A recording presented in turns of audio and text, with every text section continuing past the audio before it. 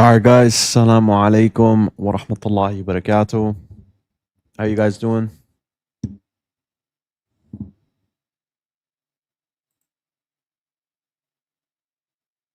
You guys doing well?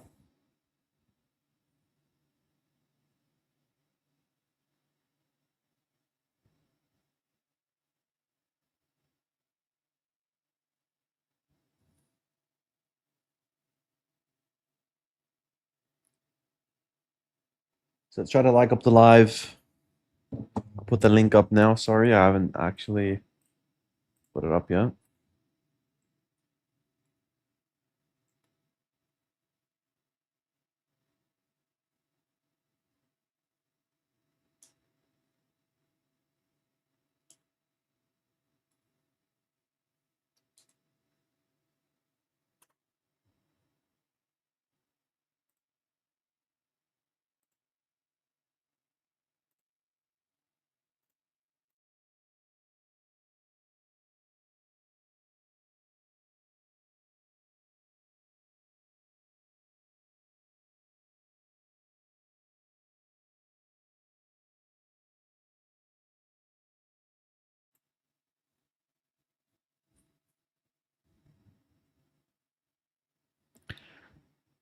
I'm doing good, alhamdulillah. Hope you guys have been well.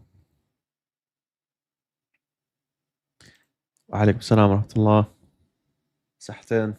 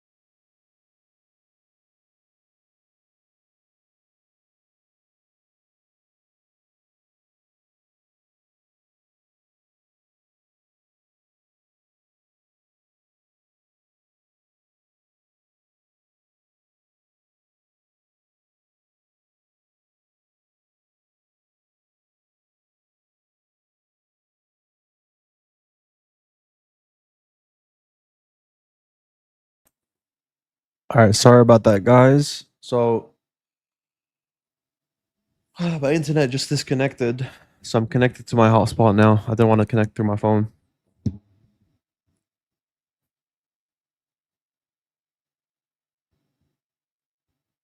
don't know what's going on with my internet, but I'll check it out soon.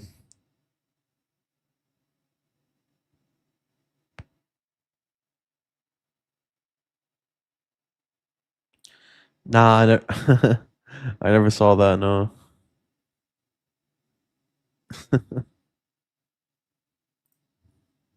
Where did where were they showing that?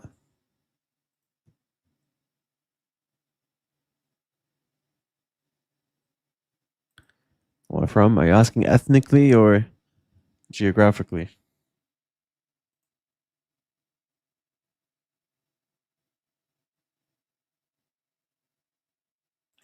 For this, maybe about 15.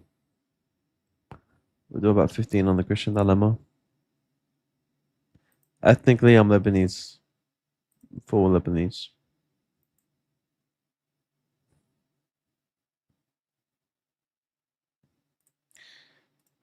Let's look at Testify's video trying to refute that the Prophet ﷺ is the Son of Man while we're waiting for some Christians to come in.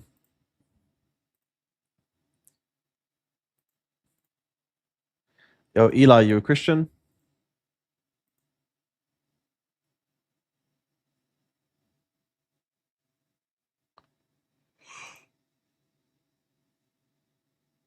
We'll get you on, Eli. Just show me your face real quick so I can verify you. All right, beautiful.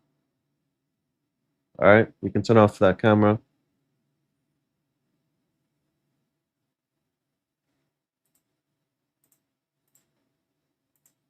Hello? Yeah, you can still hear me? Yes, Hello? brother. Yes. How you been? Good, man. Just have a couple questions for you. Kind of confused. Just read the Quran all the way through, and I am a Christian, but I'm inquisitive. Okay. How about you ask your questions and we get to the Christian dilemma? Sound good? Yeah, let's take a look. So first of all, under Islam, Jesus is supposed to be the Messiah, right? Yeah. But as far as I'm aware, you guys, but I see Libiano and you trying to kind of disprove some of these prophecies in the Bible, saying Jesus didn't, fulfill these prophecies. So do you mean that Jesus is the Messiah in the sense that Jesus will return Revelation style and he'll be like a king over Israel, or do you think he'll be a suffering servant? I don't really. The Quran isn't clear on what they mean by the Messiah. Yeah, so the Quran and Hadith depict Jesus as sorry, bro, there's a bit of an echo, so just me and Mike when I'm speaking, if you don't mind. Just because it's a mad echo. Okay, so yeah, so the Hadith quotes Isaiah 11 and depicts Jesus, peace be upon him, as being a fulfillment of Isaiah 11. So that's one messianic prophecy we would say that Jesus alayhi salam will fulfill. And then that involves him coming back and so on, right? And judging.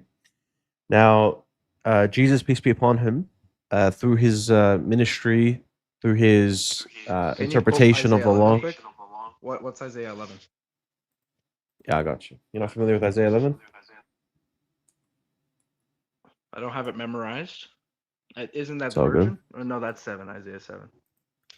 Yeah, so I can show you as actually, you know what? Let me I'll pull up a channel on my Discord where I have Isaiah 11 and I have the Hadith side by side. Yeah, so just give me a sec.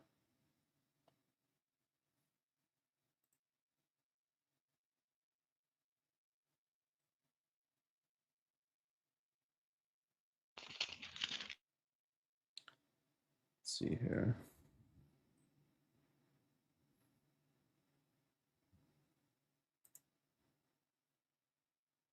All right.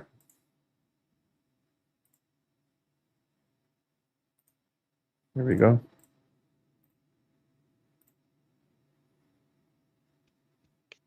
Are you talking about it comes from the righteous branch? That's the prophecy? Yep. Yep. So Isaiah 11 says, he will not judge by what he sees with his eyes or decide what he hears with his ears, but with righteousness he will judge the needy. Just make sure you mute mic, bro, when I'm speaking because the echo's bad. All right.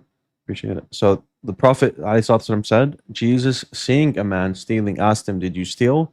He said, no, by Allah, besides whom there is no one who has the right to be worshipped. Jesus said, I believe in Allah and suspect my eyes. So, yeah, this is, he will not judge what he sees with his eyes or decide what he hears with his ears. but with righteousness he would judge the needy. Okay, because this guy said, Wallahi, I didn't. Okay, then you have here Isaiah 11 goes on to say, He will strike the earth with the rod of his mouth, with the breath of his lips, he will slay the wicked. And hadith says, excuse me, Allah would send Jesus, son of Mary, and he would descend at the white minaret in the eastern side of Damascus, wearing two garments, lightly dyed, etc., etc. Every non believer who would smell the odor of himself would die, and his breath would reach as far as he would be able to see.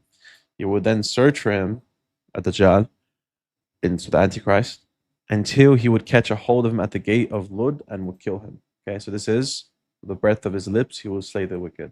Okay, here's another one. Isaiah 11 says, The wolf will live with the lamb, and the leopard will lie down with the goat, the calf and the lion and the yearling together, and the little child will lead them. The cow will feed with the bear, their young will lie down together, and the lion will eat straw like the ox. The infant will play near the cobra's den, and the young child will put its hand into the viper's nest. They will neither harm nor destroy on all my holy mountain. And here's the hadith. Then the earth will be told to bring forth its fruit and store its blessing, and as a result thereof, there would grow such a big pomegranate that a group of persons would be able to eat that and seek shelter under its skin, and cow would give so much milk that a whole party would be able to drink it, and the camel would give such a large quantity of milk that the whole tribe would be able to drink out of it, and of that the sheep would give so much milk the whole family would drink of it. Yeah. And there is another part, actually, I didn't put it here. There is a part that says there's going to be peace when Jesus comes. The baby, the snake will not harm the baby, and the lion will not hurt the lamb. I don't have it here on the channel, but it does exist. Okay, so that's pretty clear, right? Yeah, but if you're talking to a Quranist Muslim, then none of that applies. They're not Muslims. They're not Muslims. So the people during Muhammad's time, until Sahih Bukhari, there was no Muslims during that time? No, dude. What do you think Bukhari is documenting? Yeah, but those were oral up until that point, but they didn't actually have the written hadith. How do you know it wasn't written? Because it was an oral tradition. No, but we have hadiths documenting them writing down hadiths. And Muwatta Imam Malik, even before Bukhari, we have different collections besides Bukhari. So if you like burn Bukhari today, you get rid of it. Yeah, no one has it anymore. We'll still have every single hadith in Bukhari in earlier collections already. He's not like documenting something that wasn't already written or wasn't already transmitted. So people believed in this already because it was already transmitted throughout the first generations of Muslims that they believed Jesus, peace be upon him, would fulfill Isaiah 11. The 6 articles of faith says to believe in God, give alms to the poor, make a trip to Mecca, blah blah, all that stuff. It doesn't say believe in the hadith. So I think you're wrong. Yeah, the Quran says to believe in the hadith and hadith. be a Muslim without the hadith. No. The Quran tells you to believe in the hadith. Have you read the whole Quran? I read the entire thing. Yeah, 114. Okay. Are you familiar with the verses we bring to show that you have to follow the hadith? What surah is that? Hello? Yeah, I'm getting it for you, buddy. Appreciate it, man.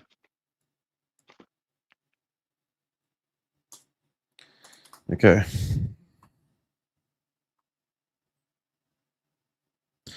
So it's chapter 2, verse 144.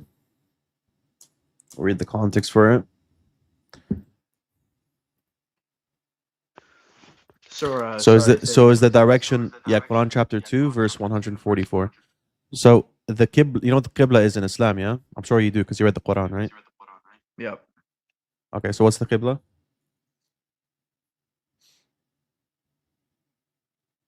Hello. The Qibla is the I read the English translation, the Mustafa Kitab version. Okay, so you don't know what the Qibla is. The Kaaba, you're talking about the Kaaba, like the No, block, not the right? Kaaba, the Qibla.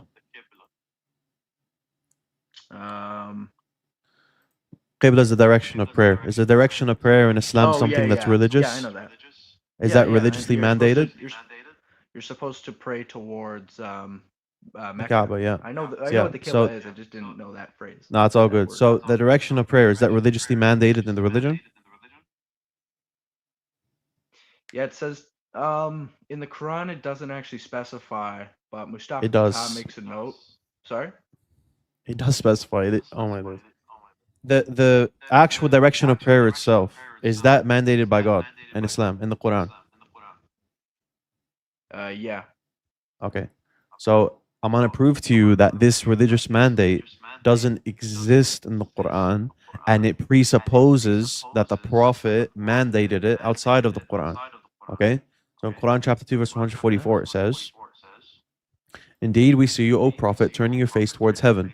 Now we will make you turn towards a direction of prayer that will please you. So turn your face towards Masjid al-Haram, sacred mosque in Mecca. Wherever you are, turn your faces to it. Those who were given the scripture certainly know this is to be the truth from the Lord, and Allah is never unaware of what they do." Now, if you read the verse before, okay, here it is. And so this one says, face towards Masjid Haram. That's Mecca. Okay. So Allah does mandate in the Quran to face towards Mecca. But before, what it says is, "We have made you believers in upright community so that you may be witnesses over humanity and that the messenger may be witness over you. And we assigned your former direction of prayer only to distinguish who would remain faithful to the messenger from those who would lose faith." Okay. So when it says we assigned your former direction of prayer, where is that verse that says to face towards the former direction, which is going to be Masjid al-Aqsa? So you're saying that was abrogated in the Quran and it was corrected in the Hadith? No. I'm asking you which verse in the Quran says face towards Masjid al-Aqsa. Where is the verse that says face towards this direction of prayer? And then for chapter 2, verse 144 was revealed. Give me that one that comes before, where it says face towards Jerusalem. Does it exist in the Quran? I don't know. It doesn't exist. So that presupposes that the Prophet mandates outside of the Quran religious legislation. Now, there's multiple other verses I can give you besides this, but this is the main point. So to be a Quranist is to contradict the Quran. Right, but it says like the 5 articles of faith in the like it's There's 6 articles of faith, not 5. But you can take the okay. Well, there's comments in the comment section saying, "Oh, he's an idiot for saying 6 articles of faith." So Now you said 5. I corrected you. I said It's 6. 6. No, I said 6 earlier. I said 6, and they were like, Now you said 5, but I yeah. corrected you. Yeah. Yeah, but you can. So I just talked to a Muslim, and they said you could just take the Shahada anytime. You could just read the Quran. You don't even need to. I Most don't care what the Muslims don't Muslim even says. read the Like Hadith. I can ask a Christian, can you believe that Jesus isn't, like, for example, 2 days ago I spoke to someone and he said, yeah, Jesus isn't God. So how's that evidence? Can I use that against you now and say you shouldn't believe Jesus is God? Of Yeah, course but not. So the just because you articles appeal of to a articles. Muslim doesn't mean anything. Well, he just said most Muslims don't even read the Hadith or Sahih Bukhari or any of that. Like So what? none of them ever read it. So how can they even follow Islam if they don't even know what that is?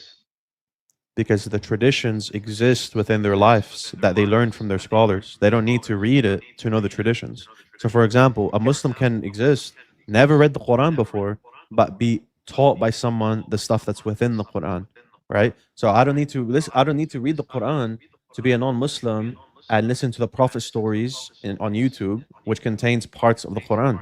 So I'm still learning the Quran without actually reading it. So the same way, someone can learn the Sunnah of the Prophet without actually reading Bukhari. Yeah, but you still have to learn what's in the Quran and follow it and Yeah. recite the Quran. Like that's part of the script. It says recite the Quran, or it says that in Surah 66. Like recite the Quran. So that's a mandate. Okay. So what? So that's maybe you could still be a Muslim. Maybe you just won't be a Muslim that gets into heaven. I don't know. Or maybe No, you'll be a because I heard no. that You'll Muslims, be a all Muslim, Muslims. but look to be a Muslim, right? You have to believe in the fundamentals, right? And then the fundamentals will be transmitted to you. Whether you read that from the Quran or not is another thing, right? So someone could teach you the religion without you ever reading the Quran. right? For example, can blind people be Muslim? Yeah. Okay. Have they ever read the Quran before? Yeah, I did. Yeah. Why? Bro, I'm What? asking, can the What? blind person read the Quran? I just. Oh no, they can't. Yeah, no. Okay, so that just shows you that you can be Muslim and not read the Quran and still believe in the fundamentals. Well, people would just recite it to you. That would be the Yes, what you have. exactly. So the same way people would teach you the Quran, people can teach you the Sunnah without you reading all of Bukhari. All It's very right. simple. Well. Okay. All right then. Okay, so So is there we any other do need questions you have on so Islam? but why isn't it in the 6 articles of faith? Like read the hadith. Like you need to believe in the It's hadith. part That's of believing in the prophets, dude. like believing in Moses means you have to follow the hadith. No, part of believing in Prophet Muhammad alayhi salatu wasalam is to obey his commands. Part of believing in Allah subhanahu wa ta'ala is believing every verse in the Quran, correct? Part of Yeah, believing the sure. books is to believe in the Quran. Okay. So if the So Quran believe in makes every it clear hadith that too. there's the Sunnah, then you have to follow the Sunnah. Right. So believe in every Yeah. hadith that's been written, even if it's not, No, you it's know, about the like Sahih trustworthy. ones. So because Allah subhanahu wa ta'ala makes clear in the Quran that you need witnesses, you need testimonies to believe in stuff, to implement certain capital punishments. And capital punishments are not as serious as religious legislation, right? So obviously for religious legislation, you're going to need testimonies as well, right? You're going to need trustworthy testimonies, okay?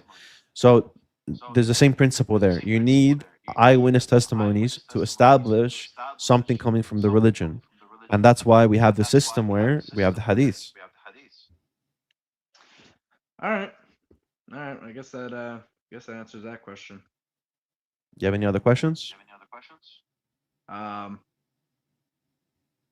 So, but like, even if we are to take the hadith and say, it's being accurate about Jesus, I still don't see Okay. how like Jesus is the Messiah, because the Messiah needs to fulfill all the prophecies, right? Not just a couple of them.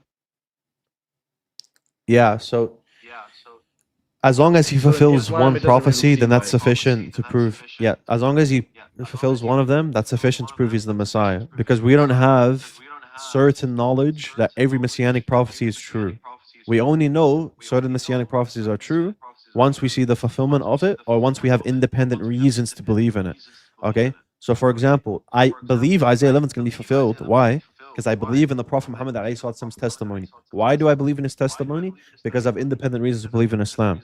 His miracles, the Quran itself's miracles, the prophecies, etc., right? So for that reason, and also I can show you descriptions of Prophet Muhammad والسلام, in the Torah and Gospel today.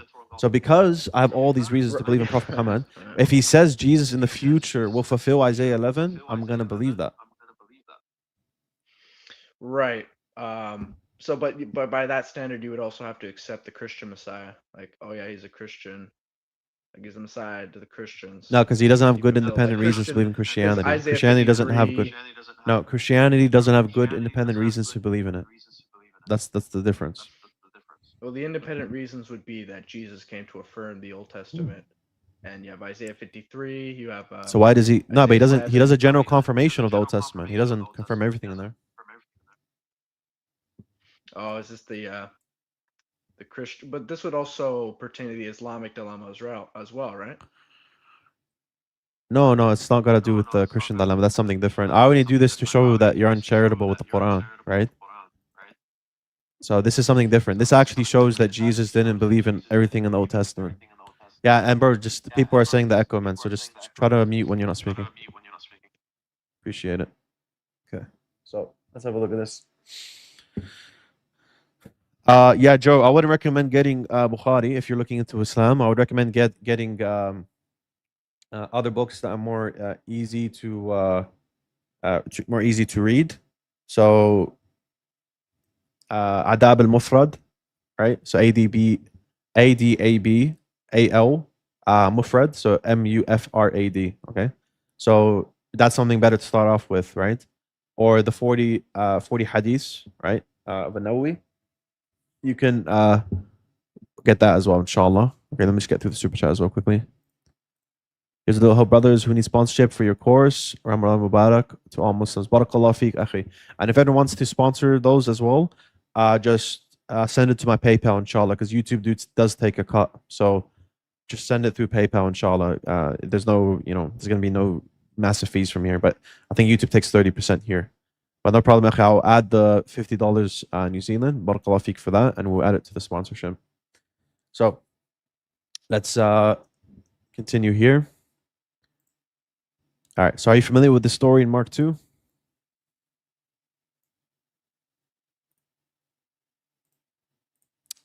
Eli. Yeah. Mark 2. Let's take a look here. Let's take a look here. I've read the Bible too, so. All right. So maybe you can help us here. So for me, it seems like he's doing a general confirmation of the story of David, not an absolute confirmation. So we can get to that. You're talking about when he heals a paraplegic here? No, it's after. Before he says the Son of Man is Lord of the Sabbath.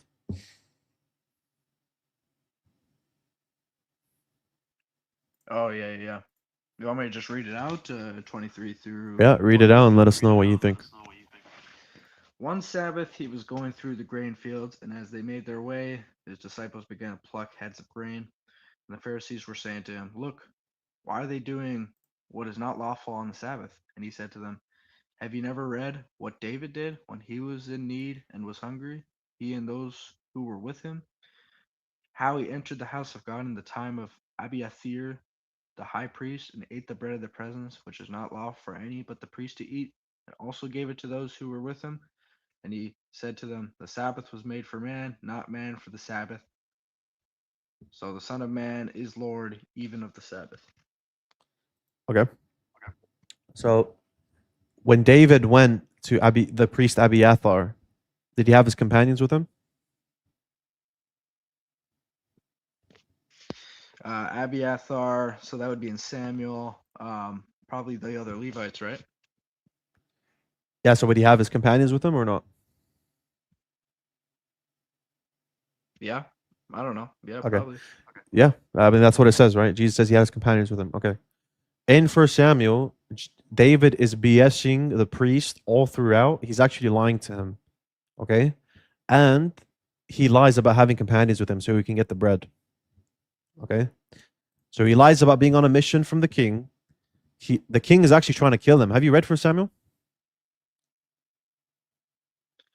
Yeah, King Saul is trying to kill him, right? Yes, exactly. So in the story, he's actually lying to Abiathar all throughout. He's just BSing him all throughout. He's on the run. He's trying to get some food. Okay. So let's read that here. 1 Samuel 21. David went to Nob to Ahimelech. So that's another thing. It says Abiathar when it's meant to be Ahimelech. So that's another conscious edit, right? Either it's a conscious edit or Jesus is getting it wrong. Okay. So that's your choice. I'll leave it up to you to choose. Ahimelech trembled when he met him. Do you know who Ahimelech is? Amalek is the... No, not Amalek. Not Amalek. Not Amalek. Ahimelech, the priest. Let me take a look here. Yeah, that's not Abiathar. Do you remember Jesus said Abiathar? This is Ahimelech. Ahimelech. Well, maybe he's referring to Chronicles. He could be referring to the Chronicles account. Because remember, there's the book of Jasher. There's the book of the Chronicles of the King. There's the book of Nathan. But those are lost. No. There's no narrative, brother. There's no narrative where David goes and gets bread for his companions from Abiathar. Yeah, but these books are irrelevant here. There's no story that's relevant that Jesus is quoting from. Jesus is probably quoting from the book of Jasher, my friend. Where is the book of Jasher? It's lost today. Okay, so you're appealing to you're appealing to the lost Torah that Muslims appeal to in Medina, yeah? Oh, come on, dude. Come on. All right. Anyways, Eli, work with me here, man. Work with me here. First Samuel gives us a narrative that Jesus is likely quoting from. There's a priest. His name is Ahimelech. Apparently he's gaining food for his companions. Yes?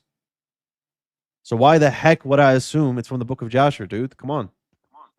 Okay, yeah, but Jesus is referring to Abiathar here. Yes, he's referring to Abiathar. So is this Abiathar? No, it's Ahimelech. But that's not my main point, anyways. Put that to the side. This is gonna be another one. This is gonna be a Yeah, you're confusing things, buddy. different You thing, keep right? bringing up other stuff. No, I'm not confusing anything, bro. You're the one who's confused, appealing to a lost magical book of Jasher. Come on, you don't even know what the contents of it are, and you're appealing to it. Yeah, Eli. How do you know the book of Jasher has it? Let's just keep reading this, bud. All right. So yeah, you're the one who's confused, buddy. So just stay muted for a sec. So here, David answered Ahimelech the priest. The king sent me on a mission and said to me, "No one is to know anything about the mission I am sending you on. As for my men, I have told them to meet me at a certain place." Okay. So did the king send David on a mission here or not? Is he lying? I've charged you. I've made an appointment with the young man for such and such a place. Now then, what do you have on hand? Give me 5 loaves of bread or whatever is here. And the priest answered David, bread. Yeah. So is he actually being sent on a mission by the king or not?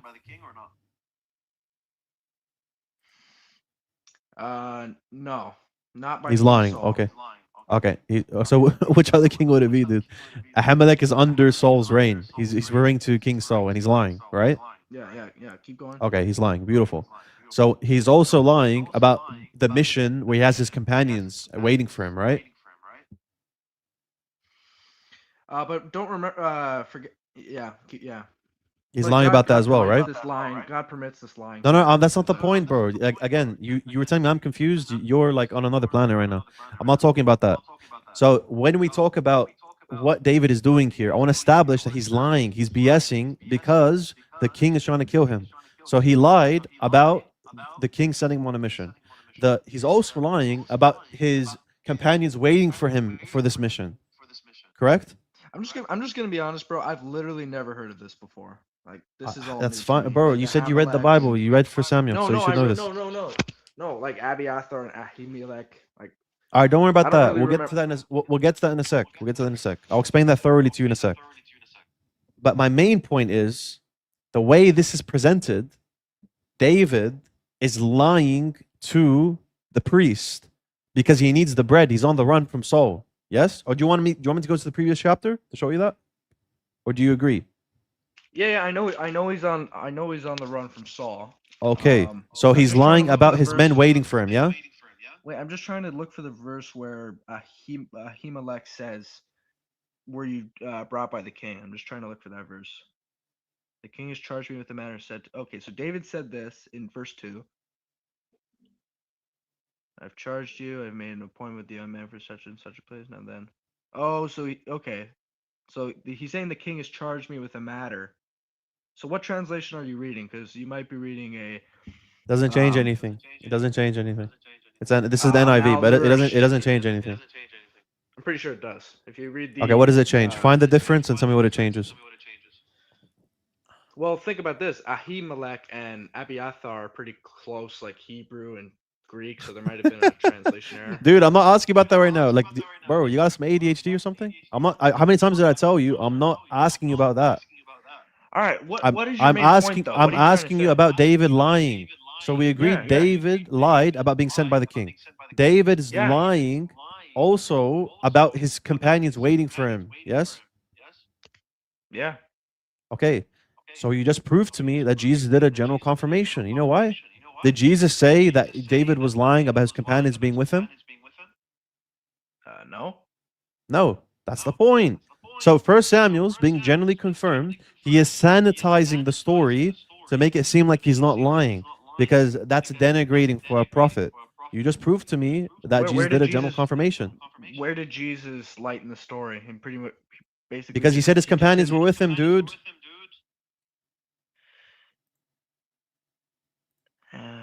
And it's not just me. Do you know who Joe Marcus is? Wait, hold on. And David, in these verses, I'm just trying to read the verse, and David's companions are not with him here, is what you're trying to say. You agreed with me. He's lying about his companions. That's the apparent reading of 1 Samuel. Do you know who Joe Marcus is? He's a scholar. He's a scholar who's a Christian, a conservative scholar. He takes very Christian-leaning positions, right? I wouldn't appeal to him myself because I would say he's quite biased in his views. But even him, Look what he says on this. David's followers are not with him in 1 Samuel 21. And there is no. Just mute up for a sec because it's echoing. What the fuck? And there is no suggestion that he shares the loaves with them, either in the Oh, yeah, look text at this. or Yeah, in yeah. Jewish interpretation. Dude, you gotta mute up, man. The echo's bad. I'm gonna read it, then you can give your thoughts.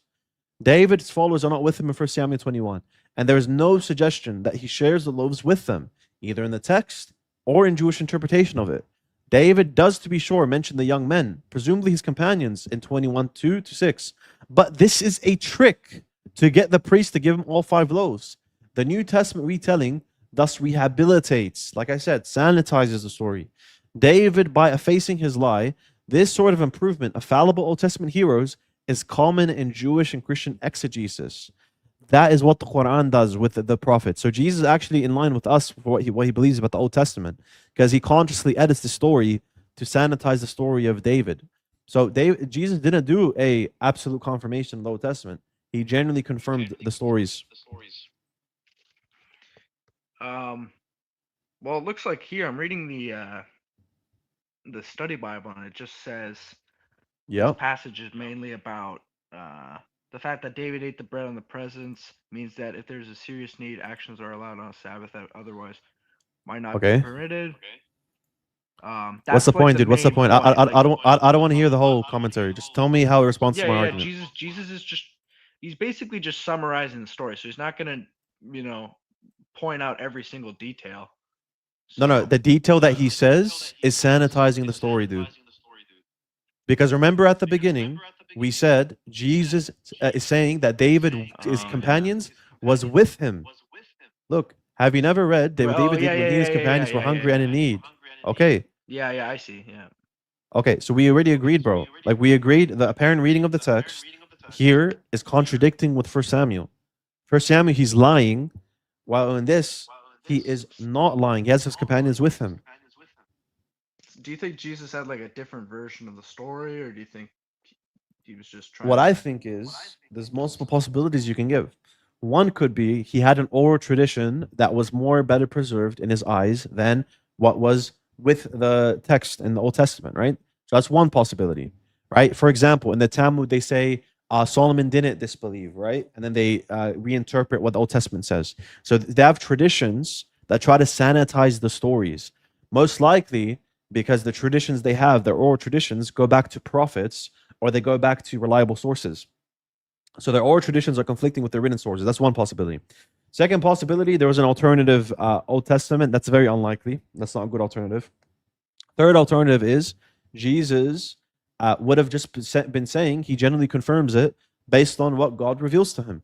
God revealed to Jesus that that's wrong, so he edits that, right? The same way the Prophet Muhammad alayhi he was revealed to him, these stories about these prophets need to be sanitized over, and he recited the Quran and gave us the true story where these stories are sanitized. So these are the three options. What about the principle of Occam's razor? So instead of Yeah, so using Occam's razor, it would be best. It would be most likely Jesus was just revealed the story, and he edited the story in the possession of the Jews. And the Jews had many different.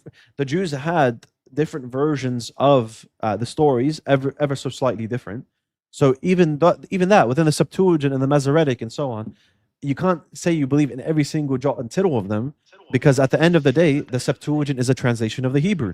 At the end of the day, the Masoretic text, as the early church fathers say, was distorted by the Jews. So at the end of the day, you can't believe in every jot and tittle in the books. You're going to have to do a general confirmation.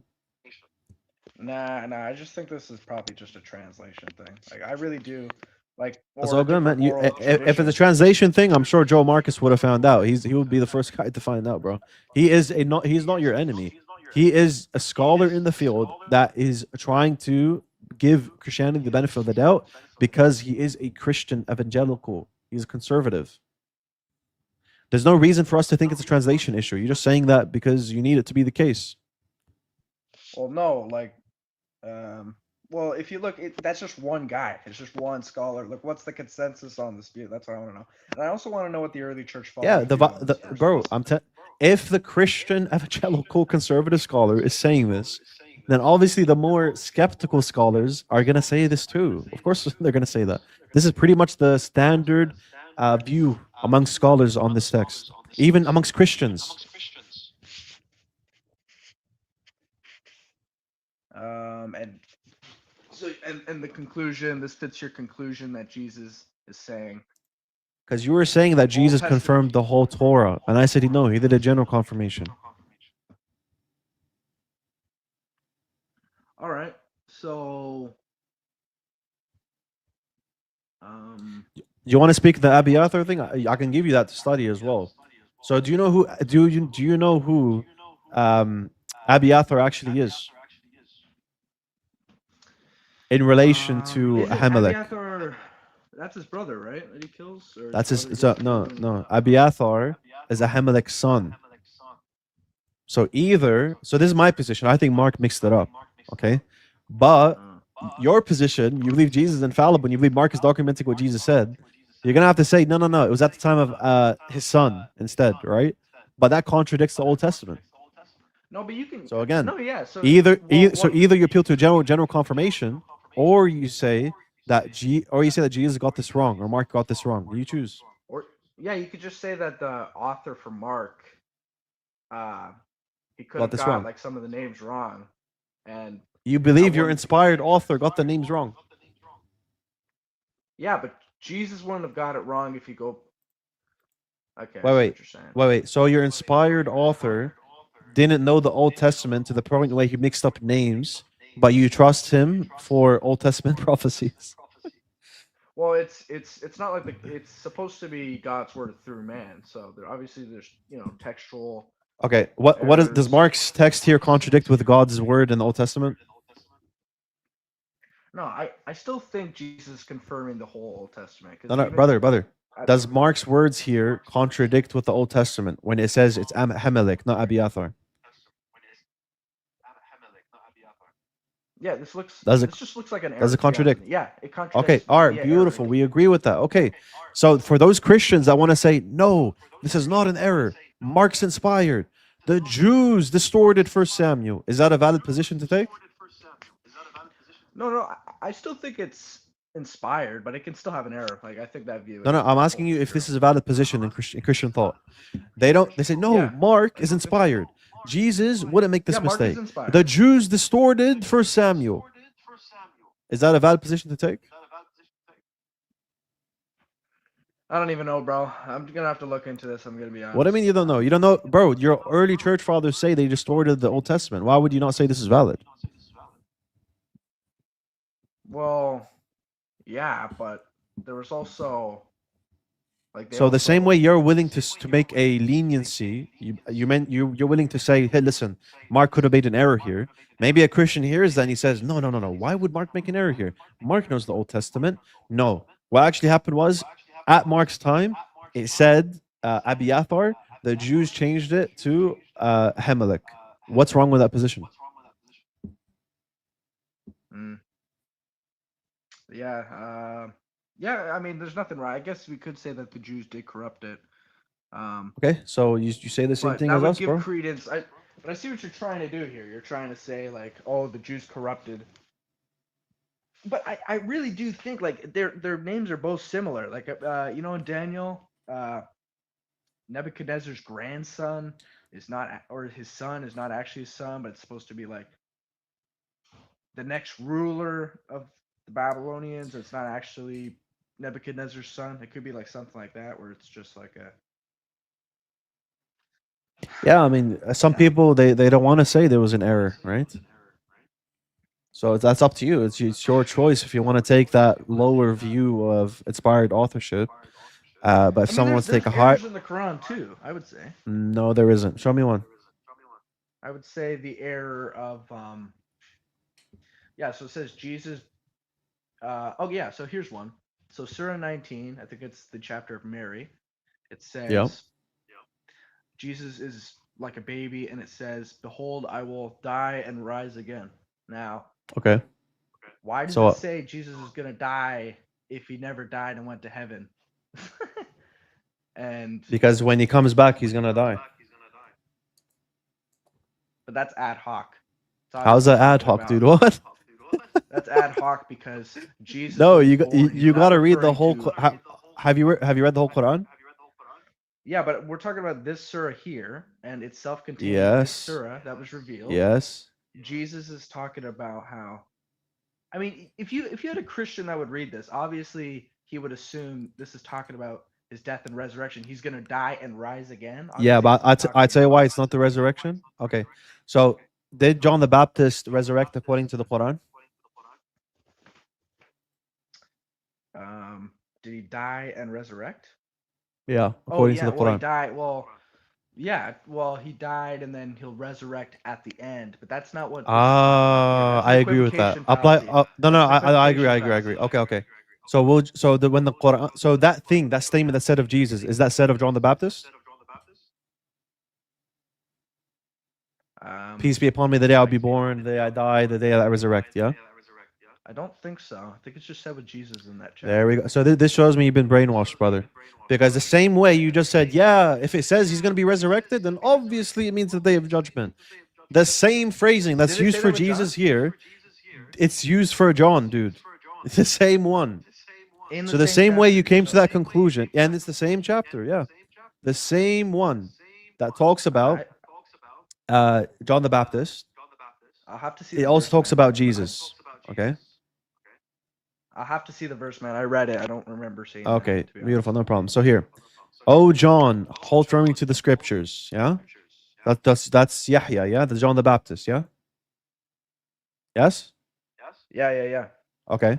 As well as purity and compassion from us, and kind to his parents. He neither was arrogant or disobedient. Read that for us. I don't. How am I supposed to read it? Where am I supposed to read it? I don't get it. It's in front of your face, right there, bro. Uh, my phone, the That's all good. format I'll of read my it for you. phone is messed So, up, so I can't so read it. peace be upon him. The day he was born. Who's him here?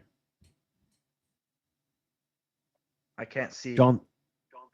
I just read to you the previous passages. Who is him? Who's the Yeah, context? John. Okay. Peace be upon him, the day he was born, the day of his death, and the day he'll be raised back to life. Okay, so you agreed with me. If we say John the Baptist is going to resurrect, obviously we're talking about the day of judgment. This is literally 10 verses before it says this about Jesus. Alayhi salam. Yeah, but during the when it comes to the revelation, Jesus doesn't die in the revelation story. But yeah. But the point is, bro, That is sets into the is the story of the Quran the heaven. Quran envisions. Look. The Quran envisions Jesus didn't die according to chapter 4, yeah? Yes? Chapter 4 says Wait, that no, he's this goes not gonna against die. you though, because John the Baptist died Yeah. there and then was Yes. resurrected. And then he's gonna resurrect on the day of judgment, You're yeah. talking about, but it's still ad hoc because it's How's it Jesus ad hoc dying. when you just gave me that It's interpretation, dude? I told you John the Baptist is said to resurrect, and then you said, true. day of judgment. Then I said, Yeah, okay, but Jesus, that's but the you're still context of when it said about John the Baptist. So when it said 10 but that, verses later about Jesus, we know what it's talking about. Come on, dude. Come on. no, but that surah specifically You're is being taking utterly a dishonest right now. But yeah, go on. no, it isn't because it's still. I mean, if you even look at that surah, it's taking a tradition from the Gospel of Thomas, or I think it's the infancy Gospel of Jesus or something, where Jesus No, no, turns you don't even, flames. bro. Don't talk to me about it if you don't even know the source. That shows me you didn't look No, into I it. know the source. It's from a Okay, where, non-canonical gospel where? where he turns the clay birds Gospel of into. Thomas. Gospel of Thomas. It's not Gospel of Thomas. Okay, what is it? It's one of the. I think it's like the infancy gospel Of what? of Jesus or something. Nope, wrong. Infancy gospel. So if you Thomas. so don't speak to me about it if you don't even know I the know source. what it is. I know. Don't what speak I'm to me saying about is it if you not don't know the wrong. source, dude. Don't Dude, I talk to don't me know about the it. name. Okay, I'm four pretty one sure fifty it's one of seven. those names. 4157 says that Jesus didn't die, right? On the cross, yes? Okay, but you can admit that is. I will Taken from talk to you about from it in a source. second, bro, but I'm going to teach you it. Holy. I know you don't know it because you don't know the name. But Oh, you're 4157 just running, says, man. You're and running. for boasting we kill Jesus, where you're trying to run away from the point of dying and resurrecting with Jesus. We're going to deal with that, then we'll deal with your story that you don't know the title of. And for boasting we killed the Messiah, Jesus, son of Mary, the messenger of Allah. But they neither killed nor crucified him. So they didn't kill Jesus, correct? According to the Quran, yeah? Yeah. But this is a Okay. contradiction. Then I it can. says, wait. Allah raised himself up to himself, and Allah is Almighty, all wise. Okay. Did Allah raise up a dead corpse, or did He raise up Jesus alive? Well, they made it. Was he They alive made or it dead when he appear raised them up? so. They made it appear so to the disciples. Yeah. So when it says Allah raised him up to himself, was Jesus raised up dead or alive? Alive. Okay. Then look what it says. Every one of the people of the book would definitely believe in him before his death. When is that supposed to be? Believe in him before his death. When is that supposed to be? Where everyone will believe in him before his death. I guess that's and what verse is that? That's surah. Which surah is that? Chapter 4, verse 159. And it says everyone will believe in Jesus before his Before death. his death. Yep.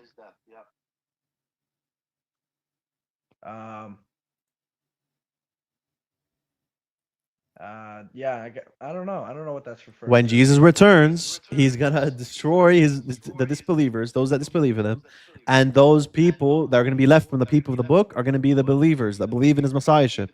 That is when he returns. Then so when Jesus dies, it's gonna be after his return. That's very obvious from the Quran. So your interpretation is ad hoc. One, because you didn't read the context with John the Baptist being said of the same thing, and because you're not applying the context from chapter 4. All right, you got me there. I'll admit it. All right. So, what's your critique with? It's called the Infancy Gospel of Thomas. Yeah. So, what's your Oh critique my with it? gosh, yeah, I was right. So Infancy Gospel of Thomas. No, you weren't right. You didn't say. You said it's not Thomas, and you said, "Oh, it's Infancy Gospel of something." Yeah, but in the No. Infancy Gospel of Thomas, it says, "I will die and then resurrect." Like that's where the In the tradition's Infancy from. Gospel of Thomas, Jesus speaks as a baby. I've never seen that before. Show Where me. Jesus speaks as a baby and says, "I will die and rise again." He says that in the Infancy Gospel of Thomas. I believe so. It comes from that tradition, yeah. Yeah, you can show me. And then it says, and then it goes on to say that Jesus turned birds of clay. That's fine. We can And deal he with it one blew at a into time. them So life. let's deal with your claim that I've never actually remembered it saying that. So if you show me it, we can deal with it. So first, I want to see it. Okay, I guess I'll just check on my computer here. Just bear with me here, eh? Yep. This is stupid, man.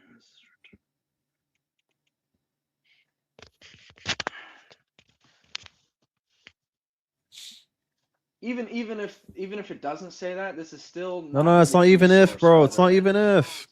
We're It's dealing with contradicting one. what you've even said. Wait, hold We're on. dealing with one Wait. at a time. One at a time. Do you think Jesus blowing the life into the Not clay yet, birds bro. is Not in the yet. key Not yet. Not yet. source? Not yet. Not yet. Not yet. Not yet. One claim at a Okay. time.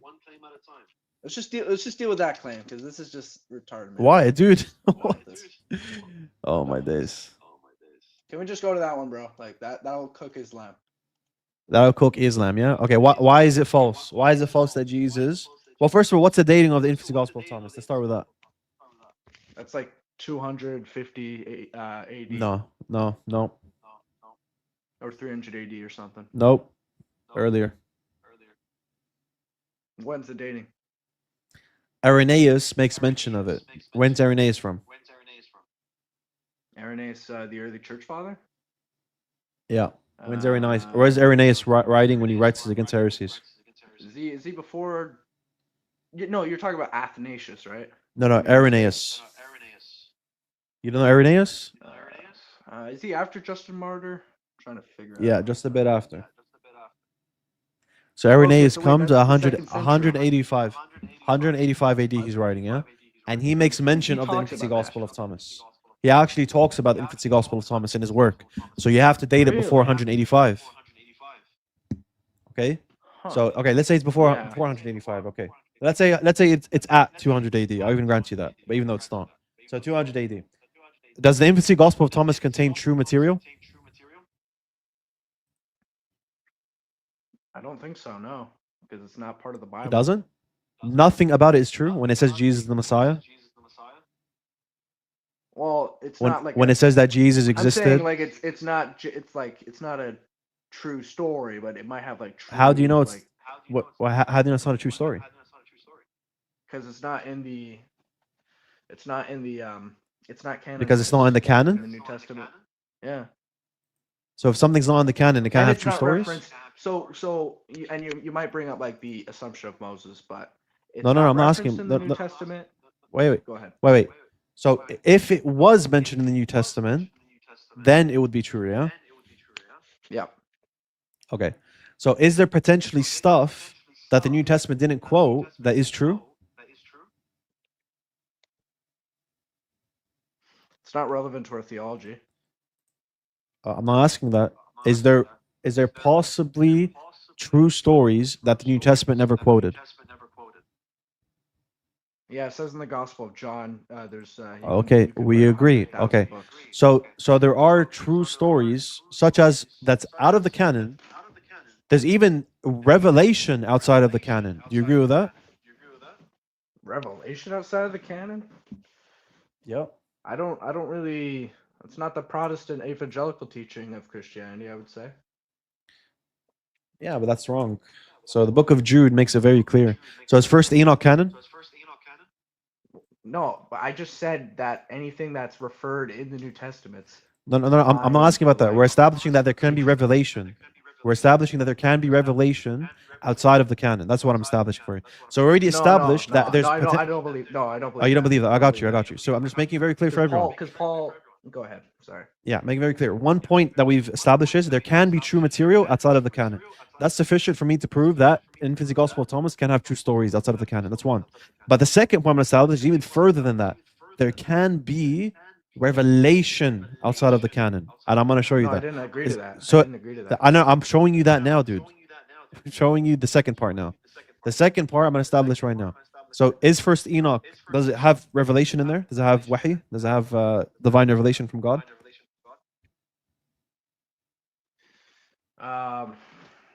What did the early church fathers say? Let me just take a look here. Yeah, some of the early church fathers actually treat it as canon. Oh yeah, but I'm not talking about like the Ethiopian church. I'm talking about. No, I'm not talking about the Ethiopian church either. I'm talking about Tertullian. I'm talking about they believe Origen. I believe other people besides them. Irenaeus even. I think Irenaeus treats it as canon. At least he quotes it like it's canon, right? So, all right. Regardless of that, you don't need the church fathers. You don't need that. I'm going to give you an argument within the New Testament that the author of Jude believes there's revelation in First Enoch. You want to see? Yeah, he just quotes from the Book of Enoch. No, he doesn't just quote from it. Doesn't just quote from it. You're just regurgitating apologetical slop without critically thinking. Let's read what it says. Like Jude chapter 1 from verse 14. Enoch, the seventh from Adam, prophesied about them. See the Lord coming with thousands upon thousands of his holy ones. Okay. Can you have a prophecy without it being revelation?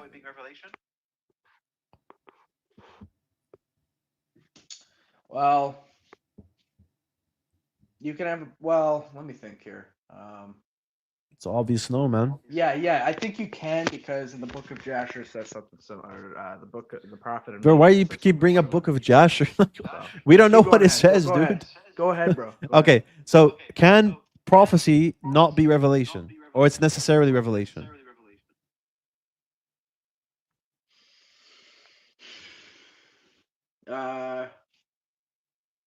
I don't think it is revelation if it's not in God's word, to be honest. Oh my, you're begging the question. Oh my god. Obviously, when Jude's quoting it, he's treating it like it's from God, correct? Because he's saying Enoch prophesied about it. Okay, so first Enoch has revelation then, according to Jude. Like if you believe Jude is inspired, right? So Jude, the inspired author, is telling us there's revelation in First Enoch.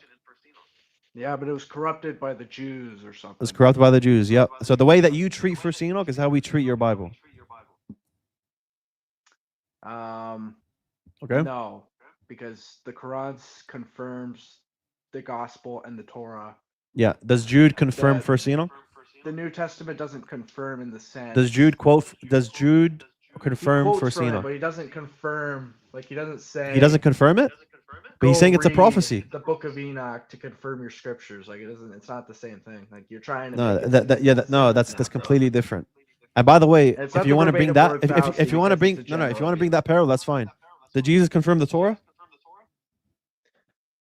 Yeah. Didn't he say check the Torah for the prophecies of me and so on that he fulfills it? The Old Testament. Doesn't he use it Does as he a say? sign of his prophethood? Yeah. Okay, so he uses it as a sign of his prophethood. He confirms it, but I already showed you before he doesn't confirm everything. No, I to be honest with you, that I really don't. You don't. Okay, so let me ask you this: if we're using modal logic here, then if it's possible in all three, if it's logically possible, if it's metaphysically possible, and it's physically possible that it's a translation error, then it can't be necessarily true that Jesus Bro, only did a what? general Oh confirmation my of god! the Old Oh my god! Testament. Oh my god! Oh my god! That's true. Yeah, what When I said is just true. when did I appeal to modal logic? Oh my god! No, When did I appeal to when did I I'm appeal to appealing modal to logic? that. That's necessary. Look, is it necessarily the case that a piano is gonna fall on your head tomorrow? No, it's Okay, possible, but I'm saying it's it's possible. possible Okay, Jesus but are did. you gonna I'm go saying it's out? Are possible. you gonna go No, outside thinking it's gonna happen? no. Okay, so the Can I same just finish way, here? Can when I you just read finish here? scripture, you take probable interpretations. All of it's not necessary. All of your interpretations aren't necessary. Yes, your interpretation is probabilistic, so it's not. I can't Yeah. like fully Isn't my like. interpretation more probable than yours? Um, no, I would say it's 50-50 Okay, why is it 50-50? because um, mine is metaphysically possible, mine is logically possible, mine is uh, Same with mine.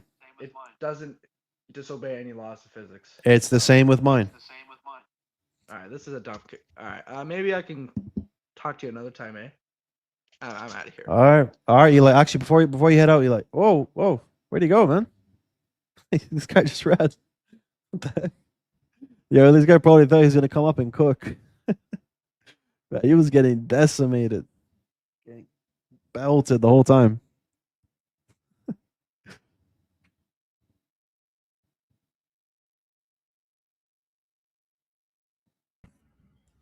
Hello, Yo, what's going on, man? Are you Christian? yep, Jesus Christ is the Son of God. He came, he died, and he rose again. And if you believe in him, you will have eternal life. All right, then, man. Bet. So you want to address the? Do you want to address the Christian dilemma? I have not heard the Christian dilemma. I've obviously heard the Islamic dilemma. I got you, bro. So I guess lay out for me what you believe the Christian dilemma would be. I got you, man. So in Mark 7, Jesus made all foods clean by saying, "It's not what comes in you that defiles you; it's what comes out of you." Yeah. Right. Okay. So that means that from then on, you could eat anything, right? Because it was, or you could eat anything that is actually food, like, for example, pork or whatnot. Yeah. Yeah. Okay. So let me just make sure everyone can see this. So let's see. For it doesn't go into their heart, but into their stomach and then out of the body. In saying this, Jesus declared all foods clean. Okay. So we've established that Jesus is saying, sorry, my bad. My thing's covering it. Okay. So we've established that Jesus alayhi salam is saying, all foods are clean from now on, so you can eat pork. Okay. Now, if we go to this passage, which is going to be the conflict. So Matthew 23, Jesus said to the crowds and to his disciples, the teachers of the law and the Pharisees sit in Moses' seat. So you must be careful to do everything they tell you, but do not do what they do, for they do not practice what they preach. So when Jesus says for them to do everything the Pharisees tell them, that's everything from the law of Moses, yeah? Yeah, that would have been what they taught from the law of Moses. Beautiful. So didn't they teach that pork was impermissible? You can't eat it? Yeah, at that time, yeah. Okay, beautiful. So Mark 7 came before Matthew 23, right? Mark chapter 7 came before Matthew 23. I mean, I think the more prominent way to answer the question would be, had Jesus fulfilled the new covenant yet? That would be the answer to the question. No, brother, you already agreed Well, with let me me- that you already agreed with me from then on for Mark 7. Jesus saying you can't eat pork. It's on record. You agreed with that. So said once you can agree, or can't. You said can or can't. you can eat pork. So in Mark 7, you agreed with me that is saying you can eat pork. Then we went to Matthew 23, and I'm saying here he's saying you can't eat pork with a T. You can't. Yeah. Then No, I understand your argument. Can I yeah. respond or no? Yeah, the point is that I want you to stick by your answer from before. Don't change your interpretation of Mark 7. Go ahead. Okay, so whether or not Mark comes before Matthew is irrelevant. Firstly, the New Testament, the books that we have are not in order. So Matthew and Mark weren't the first books written in the New Testament. Both of those books come after Jesus's death, when Jesus institutes the new covenant. So when you say that Mark 7 comes before Matthew 23, that really doesn't matter in this argument. The reason being, by the time both of those things have been written, Jesus has already died and rose again. And when Jesus institutes a new covenant, what Christians now recognize is that we do not have to operate under the old covenant. And because you're changing your answer again. So let's make sure that we're not changing our answer. I'm not changing my. We can bring it back. So Mark 7:19. For it doesn't go into their heart, but into their stomach, and then out of the body. In saying this, Jesus declared all foods clean. So when Jesus said this, you can now eat pork. Yeah. Yeah, in saying that, yeah. Okay, beautiful. So from then on, no new covenant. You just wasted my time hearing all that. And this came at this time, right? From Mark 7, he's saying all foods are clean, meaning you can eat pork. Then Matthew 23 happens, and the Pharisees don't teach that you can eat pork. They think you can't eat pork. So address that now. Go ahead. Mark was written before Matthew, right? That's irrelevant. We're talking about in the narrative story, dude. I don't know why you guys always get confused on this. Hold on. What I'm trying to say is you're saying I'll make a timeline for you, brother. I'll make a timeline. I got you. Well, hold on. You have to let me respond unless you don't want me to. No, you're not understanding my critique because you keep appealing to stuff that's irrelevant. I understand, but this is dialogue. We're making a timeline here. Okay, so we're gonna work together here. We're gonna work together because I don't want to keep going back and forth and speaking. We're speaking past each other. We're speaking past each other here. So you're gonna help me out. Past each other. You're trying to. Yes, we are. So in Mark 7, what is it saying? Go ahead. One more time. Which was written first? Mark, right? That's irrelevant. I'm talking about the narrative when Jesus is speaking. Well, if it's in the narrative, which narrative comes first? Oh my God, dude. This one, obviously, Mark 7's before Matthew 23. Okay, so Mark is written first. I'm not talking about being written. Dude, oh my God. In the narrative. Do you understand what I mean? So again, Mark's written before Matthew. I don't care about when the book was written. Okay, we're talking about in the narrative story. In the narrative story, Jesus says all foods are clean. And then your argument is that because later he says, observe everything the Pharisees do or everything that the Pharisees teach, that's somehow a contradiction? Yes. Okay. So again, the reason why it would not be a contradiction is because when Jesus comes, he institutes a new covenant. So the case is still null and void because ultimately we are able to do everything that Jesus tells us. And furthermore, when Jesus that's not addressing it. We're gonna do the timeline here. That's not addressing it. Go back to your timeline. Go ahead. Yeah. Let's do timeline so everyone can see exactly how your response is responding to it. Mark 7. When Jesus says all foods are clean, all foods are clean, we can eat pork. Okay, we agree with that? Yep. Okay, from then on. So from Mark, then on. Okay, we're not dealing after Jesus' death and resurrection. We're talking in this timeline, in this narrative. Okay, here we go. Matthew 23. Matthew 23 happens chronologically after. Okay, Matthew 23. Jesus is saying, bro, you're taking a long time. Can't eat pork. Okay, so do we agree with these two statements here? No, I don't. Okay, so that shows me that you didn't understand my argument the whole time. So you're actually wasting my time. Well, so address which one? Which one do you disagree with? Which one do you disagree with? Because before like 3 times you were telling me I agree, and now you're telling me you don't agree because I had to actually put the image in front of you so you can understand. Go ahead, address it. Which one do you disagree with? Mark 7 or Matthew 23? Calm down. First of all, calm down. Take I'm a calm, breath. bro. I'm calm. Okay. You just the whole time you're trying to Okay, gaslight. You're trying to gaslight me that I don't understand. Now that You're trying, brother. Listen, you're trying to gaslight me that we don't need the image. You do need the image, bro, because now you finally understand what I'm saying. Okay, which one do you disagree with? Go ahead. Mark 7 or Matthew 23? Tell me. as I said before you started ranting, I disagree with Matthew 23. Why Okay, so does Jesus say what he says in Matthew 23? Turn to Matthew 23. Let's walk through it together. Okay, so now you're telling me you disagree that Jesus is saying you can't eat pork. Everyone can rewind to see that you're contradicting yourself. What I'm saying You're is, contradicting yourself. That's fine. let Okay, let's me- bring up let me- Matthew 23.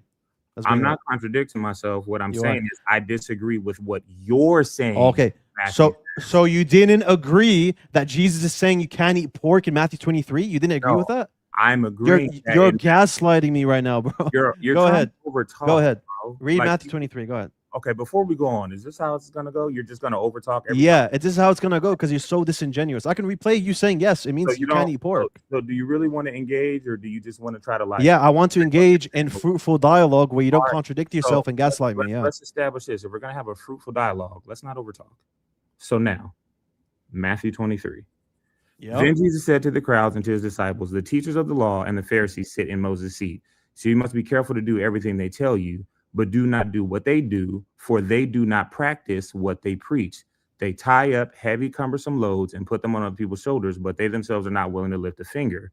So when Jesus is teaching them to observe that, he's telling them, you guys need to honor what the word of God is saying. No problem there. Okay, you're not addressing it. So is Jesus saying here you can't eat pork? Yes or no? He would be saying that you need to follow what the Pharisees are teaching. Are they teaching you can't eat pork? Yeah. Let's say that dude, this guy's so stupid. The whole time I let him speak, he didn't even engage with it. Oh my god. People like that actually exist? Crazy. Yo, Mo. Hello? Yeah, assalamu alaikum. Can't hear you. You're gonna have to leave and join back, bro.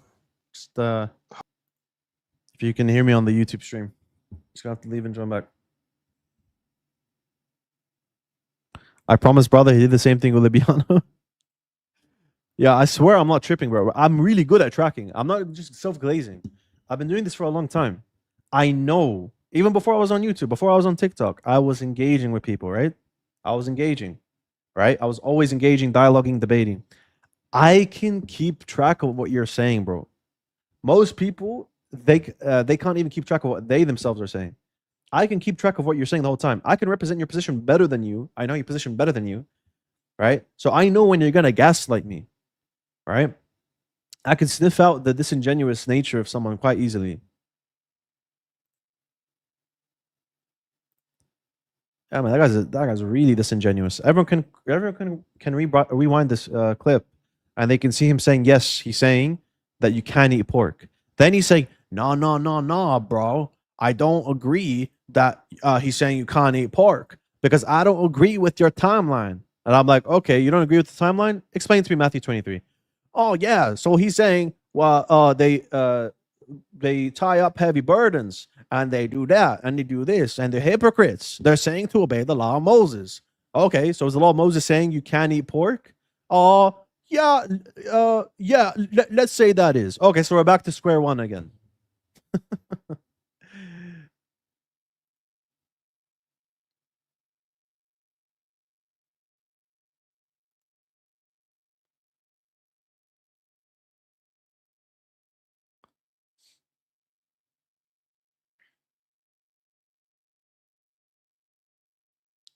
Yeah, assalamu alaikum. Walaikum salam, akhi. Can you hear me? Yeah, I'm doing good. Alhamdulillah. How are you doing? Alhamdulillah, Habib. How's everything? Good. Alhamdulillah. I've been here paying attention to you speaking the past people, like one guy quoting the book of like Jasher. Yeah. What was going on, man? But nah, man, that was funny. By the way, sometimes when I don't know if this happens, but when you share your stream, sometimes I don't know if you're sharing the correct screen. So I don't know. Just wanted to let you know. I couldn't see that you were writing on like the other paint thing. You're writing on paint, showing the timeline. Oh, you couldn't? I'm not sure. Yeah. I don't think people were seeing that. I just wasn't seeing that, but that's all right. Right. I wanted to let you know, by the way, I from my part, I got the course that you guys were putting on. I think you guys did like 2 posts on it, you and Liviano. Yeah, what a I coffee. already, Mhm. I already paid for it, and I sent the email to the thing that you guys linked. I was just wondering, is there like a specific time when you guys like reply back to that, or is it like hosted by Yeah, another organization? so it should be just give it a couple of days and you should get an email back, inshallah. Once you email that specific Okay. email. Okay, alhamdulillah. And for me, no, funny enough, like Saturday and Sunday are supposed to be off days for people, but I work those days, and I have jobs until like the afternoon, and it starts literally exactly at the second I come home. So I was just wondering if like being late by 10 minutes is fine, and is an exception for that for my case. I don't know. Yeah, that's fine. You guys can join in whenever you're free during the lesson. No problem. And Okay. then Alhamdulillah. whatever you missed, inshallah. So it's gonna be recorded, so you can look back at the 10 minutes. Okay, alhamdulillah, this is good. Okay. And is 1 hour session, right? Each thing, right? Yeah. Each So day. about 1 hour to 1 hour and a half. Yeah. Okay, perfect, perfect. Thank you so much, Dean. Jazakallah khair, akhi. That's all I Yeah. wanted to ask, but I hope you go back to the talking to Christians. You're good. Don't worry No about it. problem. Assalamu alaikum. Sorry about it. Wa alaikum salam wa rahmatullah. All right, guys. So actually, let me go through the course now for anyone that does want to join. Right. So if you can't fully afford it, DM me on Discord, right? And we can sort something out, inshallah. When Discord's Dean responds without a space. Okay. But if you can fully afford it, this is going to be the syllabus if you just sign up. Okay. So, first of all, if you do want to join, here it is. Here's the syllabus for the upcoming course on Christianity with Libiano and I. And just go to my YouTube post. You click on here, this link, and then you will get access to the syllabus. Well, you get access to the course, and the syllabus is actually here for everyone to see. Okay. So decoding Christianity with Libiano and I went through it in the previous live, right? So basically have talking about, Jesus' divinity in the Bible, Old Testament. I went into detail about it yesterday, going through every little bit, talking about worship, pre-existence claims, claims of Jesus being the ultimate judge, forgiving sins, etc. Then so I'm doing one lesson per week. Libiano's doing 2. Okay. So my first lesson's on Jesus' divinity in the Gospels. We're going to go through Mark and Matthew's subordinationism and their claims against Jesus being subordinate, try to say that he's God. We also have just continuing that on with Libiano, talking about the philosophy of the Trinity. For every lesson, there's going to be also homework, right? So, for example, here with Luke's divine claims, his subordinationism, John's divine claims, John's subordinationism. We then have homework, for example, here where you're going to be given every lesson to finish, and we're going to grade them actually every time. Then we have patristics. Just Libiano is going to go very generally on that, give you a little timeline of the Christologies. We're going to do Prophet Muhammad alayhi salatu in the Injil. We're going to start that off with talk about what the Injil is from our paradigm, how to understand chapter 7, verse 157, and so on and so forth. Right. And then we're gonna go through here just the foundations before arguing the Gentile mission being Islam. And we got some more stuff from the Libiano here, talking about the canon and the different heresies early on. And myself, we're going to be going through the prophecies, Matthew 21. You're going to see just specifically Matthew 21, Matthew 22, the arguments for it, the rebuttals against it, the rebuttals to the rebuttals, and all the sources that we have on these things. And then at the end of every class, we're going to have 10 to 15 minute Q&As going to be built in at the end, inshallah. Okay. All right. So what's Dean's Discord? It's going to be Dean Responds, DEEN Responds. So the same thing as my YouTube name. No spaces. Okay, let's see if there's any questions before I get the next guest on.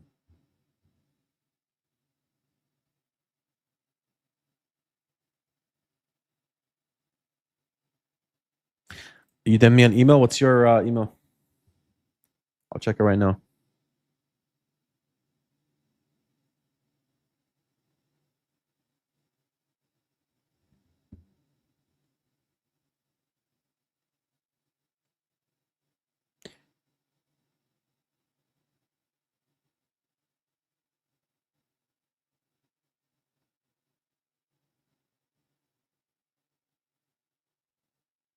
All right. So Nolani, I'm adding you on Discord. Just send me what your email is so I can check it.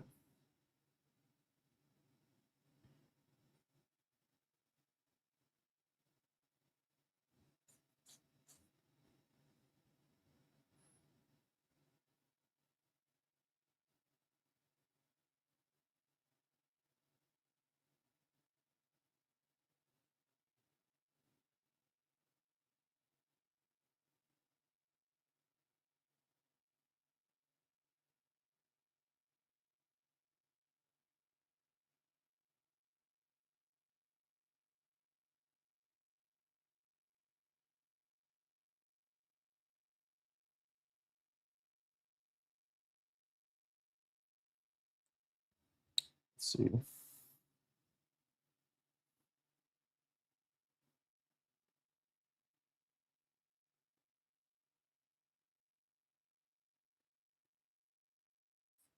I'm not getting your email. Okay, so you're gonna have to DM me on Discord, then I'll check it later. Okay.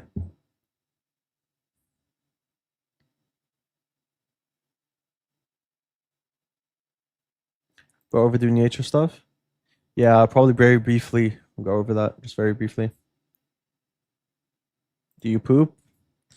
Yeah. Great question.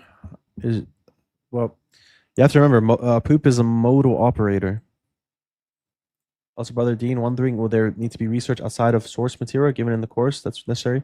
No, so this is beginner stuff. We're going to go through it slowly. That's why I'm not going to go through Paraclete or Son of Man stuff. We're going to go through Matthew 21, Matthew 22. And that's why I'm defining what Injil is. You know, going through this stuff because these are foundations, right? So we're going to take it step by step. Yeah, so this is like an entry level type of thing. Dean, did you know that you poop is a motor operator? Nah, I didn't know, bro. Not until today. Dean, what is wrong with saying the Messiah declared all kosher foods clean, not requiring hand washing because it's a man-made tradition? It's a Christian dilemma. Yeah, because we know Mark's intention isn't that. Mark believes that all food's clean here, being a Pauline Christian. He's trying to say, look, Jesus already is saying all foods are clean. Yeah.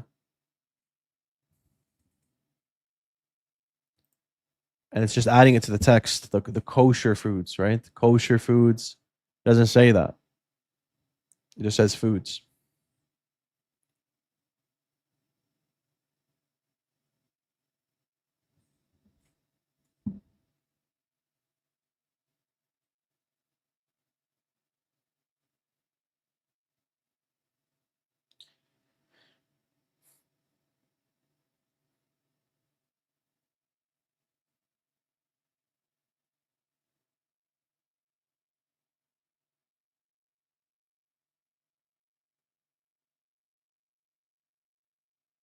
Sorry, I'm just getting some Discord DMs here.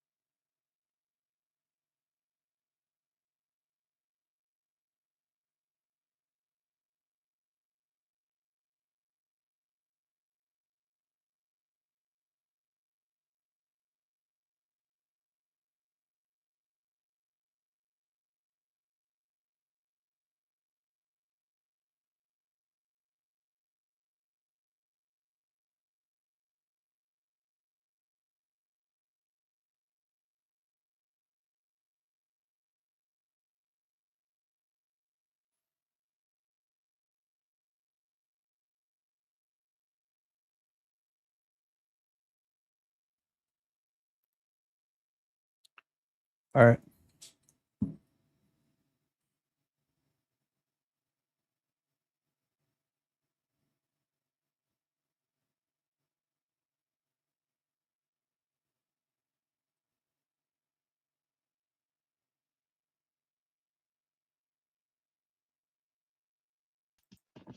Yo, Eli.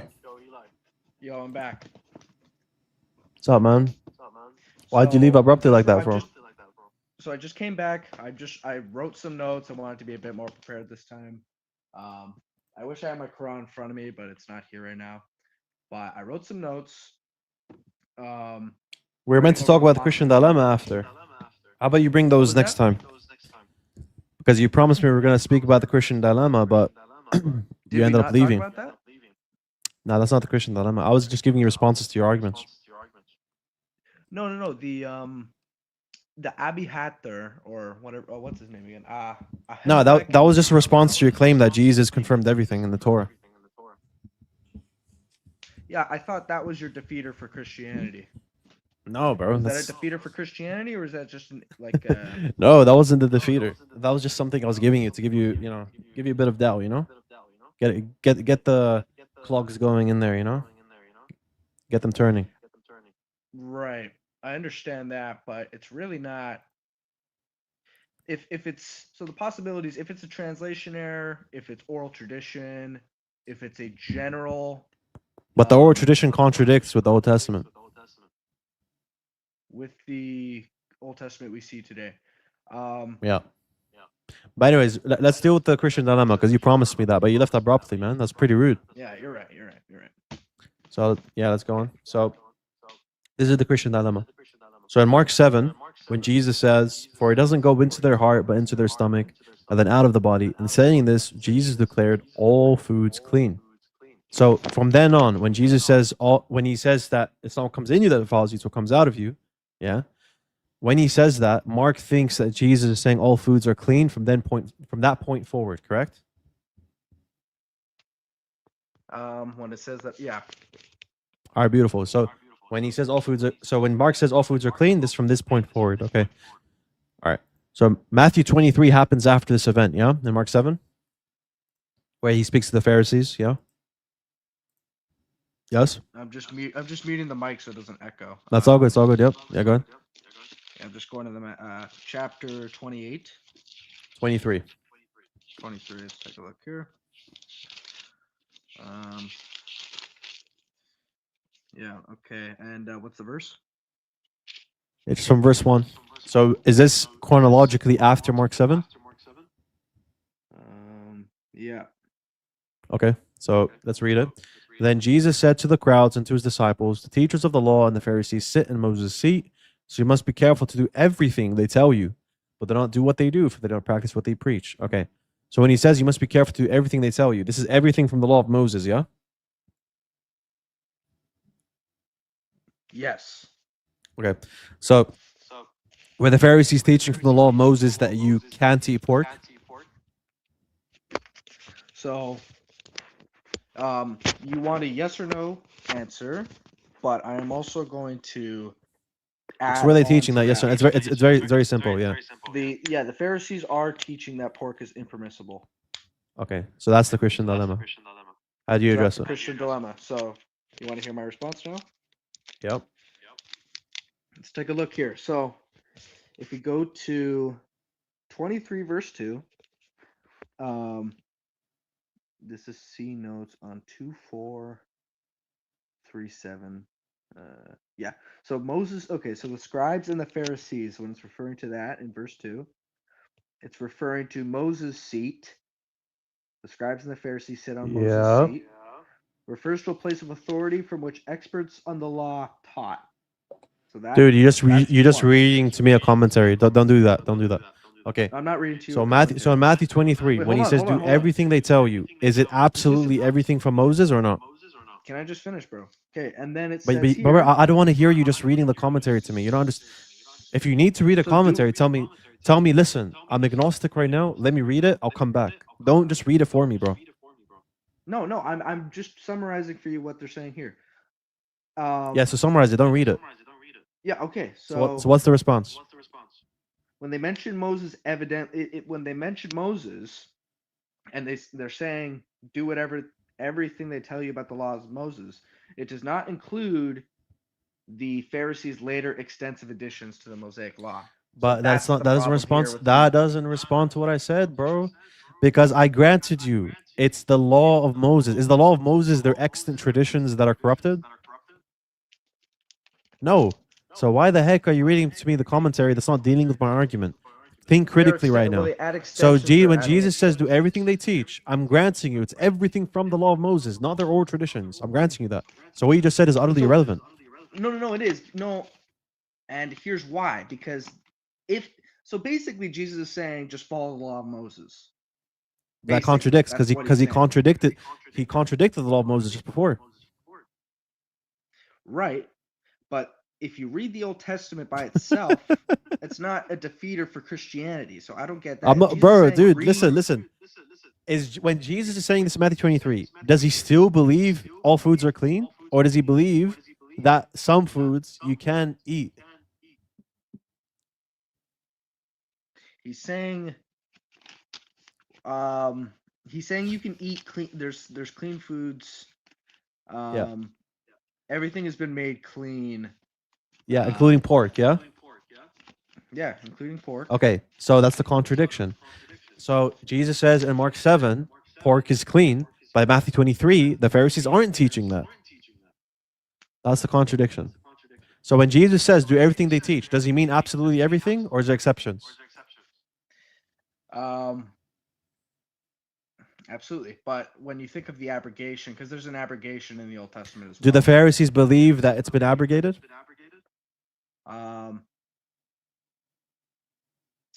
Well, you're assuming that the Pharisees are monolith, first off.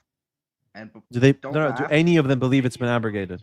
Hold on. I was saying the scribes, which could be Essenes and Sadducees, and None of them Pharisees. believed that pork was Yo, halal. yo, None of them believed pork was Essenes and permissible, dude. Sadducees were very okay with pork. Some of them. What? Sadducees and Essenes, yeah. Oh my god, So bro! it's You're just the completely scri- winning this. Yo. And by the way, no one says the scribes here is referring to the Essenes. It's talking about the Pharisees. It's talking about the Pharisees. You must be careful to everything they tell you, right? He's not talking about the Essenes when he's talking about they do not do what they do and they top heavy burdens and all this stuff. This is all about the Pharisees, man. You got to hear. So, you ever hear of the principle of charity? So. Okay. So you bear want with the me here. principle? Wait. 1 second. Yo. Wait. Hey, Well, I got you. interrupting Eli. Interrupting. I'm gonna make it so simple for you. I can solve the Christian dilemma for you. When Jesus says There's do no everything they solving. teach, when he's saying do everything the Pharisees teach, he means everything, not exhaustive. There's gonna be exceptions to his confirmation of what they teach. Okay. No. That's what Christian commentaries say. Gill's commentary, Pulpit's commentary, Benson's commentary. It's a general confirmation. There's certain stuff they teach that is wrong. Certain stuff they teach that is correct. Jesus abrogated certain things, but Jesus but it was also abrogated confirmed in the other Old things. Testament. It was abrogated in the Old Testament. So What was I'll that? give you an So example. pork was abrogated as a dietary law? Let me give you an example. So when a church member says go to the pastor and listen to everything he tells you, Yeah. if he starts to go against what the Bible is saying and starts to do bad But the things, but the Pharisees don't aren't listen going to it. against what the Torah says. The Torah is saying what they're teaching. You can't eat pork. So what Jesus is saying here is it's a in general Samuel, confirmation. Hold on, in Kings, Yeah. in Kings, it is made permissible to Elisha to. I agree with that destroy. principle. I agree with the principle there's abrogation. I agree with that. But the Pharisees Yeah, in the aren't Old teaching Testament, that it's that's what I'm saying. abrogated. Eli, they don't believe it's been abrogated. So when Jesus says do everything they teach, that's going to be conditioned on it doesn't contradict what Jesus teaches. Yes, correct? You're assuming you're assuming they're a monolith, and it also refers to No. the Essenes You're and assuming that it's Sadducees. conforming with what Jesus is saying. Give me one Pharisee that believes that that pork is something that is okay. Like you can eat it. Show me one. Before Maimonides, there's a lot of Pharisees that were okay with eating. And by the way, anyways, you're appealing to their oral traditions or outside of the law. You just said that it's talking about the law of Moses. So I have to ask you now, where in the law of Moses does it say you can eat pork? Go ahead. The law of Moses equals Genesis, Exodus, Yeah. Numbers. Where Leviticus, does it Deuteronomy. say in Hold there on. that it's Wait, permissible yo. to eat pork? In Genesis, you are allowed to eat pork. There When? you go. In the law of Moses. When? Because the law of Moses equals Torah. Torah equals Pentateuch. When does it Pentateuch say all equals- foods are clean? It says in Genesis it only restricts eating the blood of animals in Genesis. There you go. Okay, when is that? Just solved it. Huh? When is that? It's like the Noahic. So I'm part of covenant Okay, theology, right? so that's a time the of Noahic Noah. covenant. So was it always like that? It was not like that from the beginning. So Jesus is referring to Okay. multiple covenants. The Moses No, covenant. no, the is No- that's Noahic complete covenant. ad hoc nonsense. No, it's Christianity, bud. It's Where did the you have Pharisees teach that? Christianity. Where did the Is this a- Pharisees teach Is from this the an law of internal critique? Moses? Where did they teach from the law of Moses? We're following the Noahic dietary laws. Show me one This Pharisee. is secular atheistic interpretation. Show me one bro. Pharisee. Show me one Pharisee. This is secular and atheistic interpretation, bud. No, If you're this is called Christian- dumbass interpretations. Dumbass Wait, Christian interpretations. is this an internal critique or not? Yeah, but internal critique verifying those sources in the time. So we have sources in the time about what the Pharisees were teaching. Not one of them is saying the complete slop nonsense that you're saying.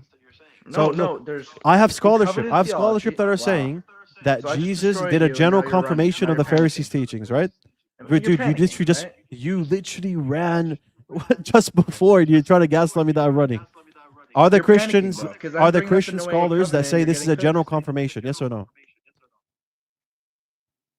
Are there Christians that say this is a general confirmation of the Pharisees' teachings? Yes or no? Who cares, man? If some. Are there some- Christian scholars that say my interpretation that's a general confirmation? Yeah, they say yeah. Okay, there is. Sure. Okay. But there's Is there some that any say my Christian interpretation is there any as well. Christian scholar that says your interpretation?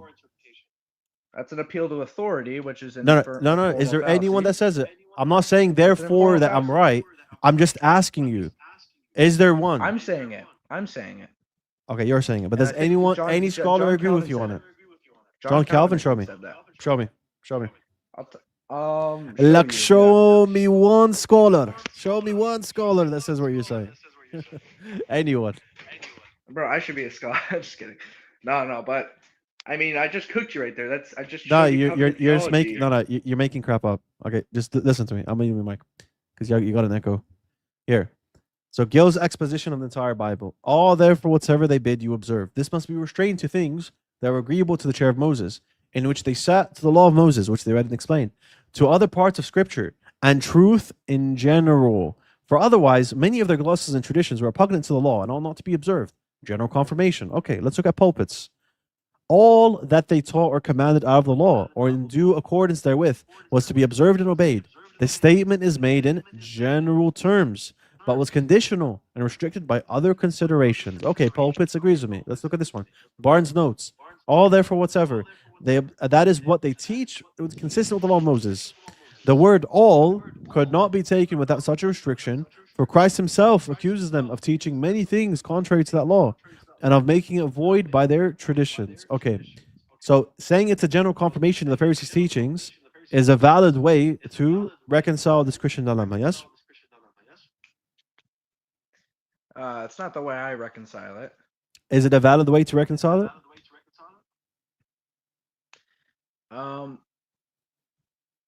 I do not think so, because So Jesus, it's not a scholarly, respectable view that I that's just cited sloppy. three. That's not rigorous. That's not rigorous theology. Like, those guys are definitely not doing rigorous theology. They're not doing rigorous. Oh, but you're doing rigorous theology by trying to appeal to a Noahic covenant that no Pharisee ever taught, yeah? So I'm like I said, they're not a monolith. And there's Essenes, there's Sadducees. So yeah, Show you me. keep No, laughing, he's but- not talking about the. He's not like, talking about the essence of the remember Sadducees. He's Liviano talking about the tried to bring up that Pharisees. David He's 7 talking was about the fulfilled by, like, Pharisees. the Ottomans, bro. Show, Get out of brother. here, Show me one Pharisee that taught that you can eat pork. Show me one. I don't need to show you one, bro. I just showed you in the Old Testament where you can Of eat course pork. you do In need the to, frickin- because your in the if your Pentateuch. interpretation is true and the Pharisees are teaching that, then they should have taught that. We should see that. It's not a monolith, like I said. So there's a lot of different people. Does the Old And, Testament present? Does the Old Testament present that you can eat pork? Yes. Like as a Jew, can you eat pork? Does the Old Testament portray that? As a Jew, can you eat pork? According to the Old Testament. In that specific yeah, it says there is a prohibition of it in Exodus, but you can see in Genesis it is permissible to eat pork. Okay, so you just created the new dilemma. So where does God say that as a Jew you can eat pork? Jesus said it. He's gone. Jesus said that he's. And God said. Oh my god, bro. All right, that's the last time I'm getting that guy on. Oh, man. Dean, please explain in detail the sun prostration hadith in Muslim, not Bukhari. I don't fully understand how it can be reconciled with heliocentrism, and I don't really fully understand the hadith from Sush. Okay. I don't. Okay. I don't know why it would be a problem. Let's bring it up.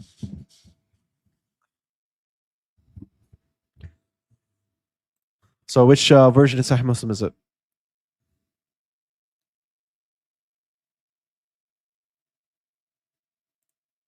Yeah, they would literally make a whole entire religion on the spot, bro. Literally.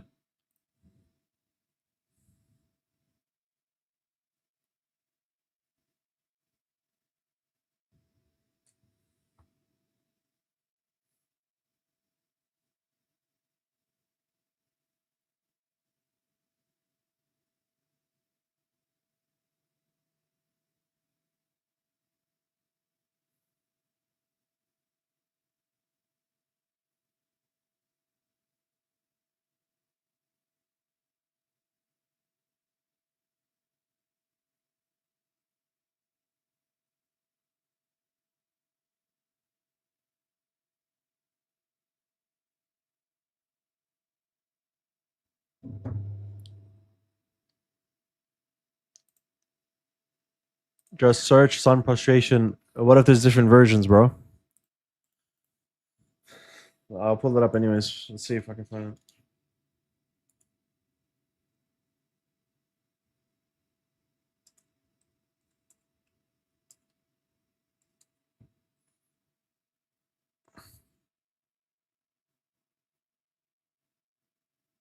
Can't find it.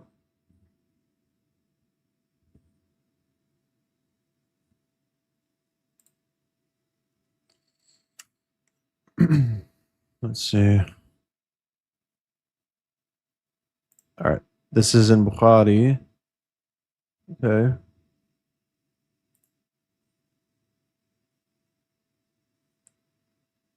Okay.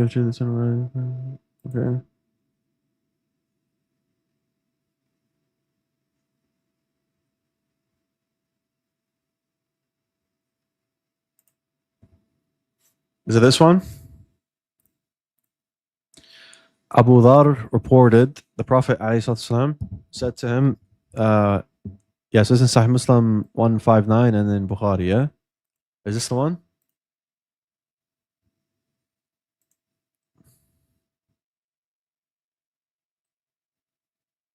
Brother, can you read my super chat? Sorry, Akhi. Hey, brother, can you please confirm I'm in the course? I paid for it today and sent a screenshot of the payment. Yeah. So, Akhi, you're gonna have to wait for a reply back. Don't worry, guys. Don't stress if you don't get an email back. All right, give it a couple days. Okay. If you paid and you sent the email, then you're good. Just wait for the email back, inshallah. Because we got like different time zones and all that, right? And sometimes we're busy.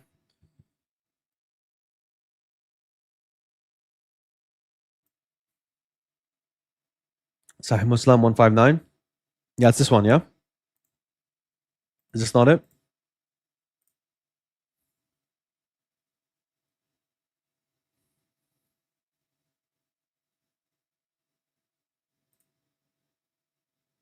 Is this the right hadith before I get into it or no? Because you said A. It doesn't have the full text.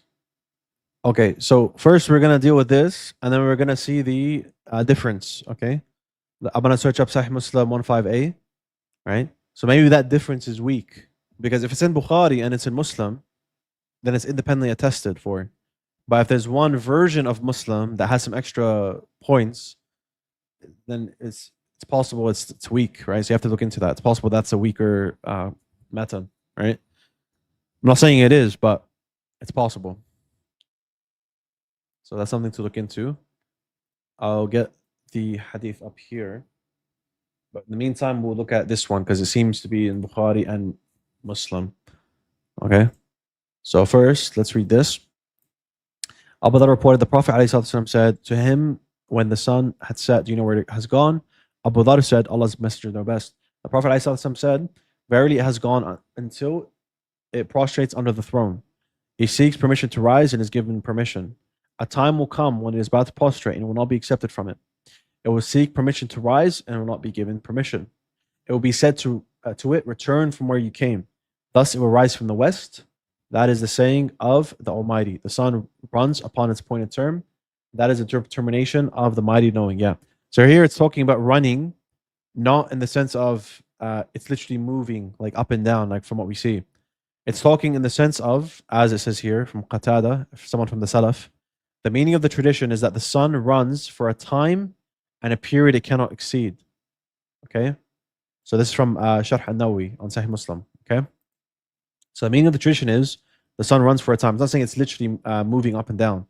What it's saying is that the sun will rise the way it is today, all the way up until there's a time where it's going to rise from the opposite side of the world. So really, what it's saying in the Quran verse, when it says the sun runs an appointed term, this is a temporal term. This isn't a literal moving, right? Or literal running. Okay? So that's one way to address this narration, while still reconciling it being heliocentric. Okay?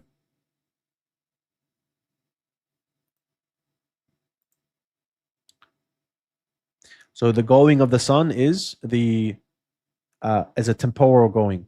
It doesn't make sense that it's talking about a literal type of going, or a literal type of moving, if it says that it goes under the throne, right?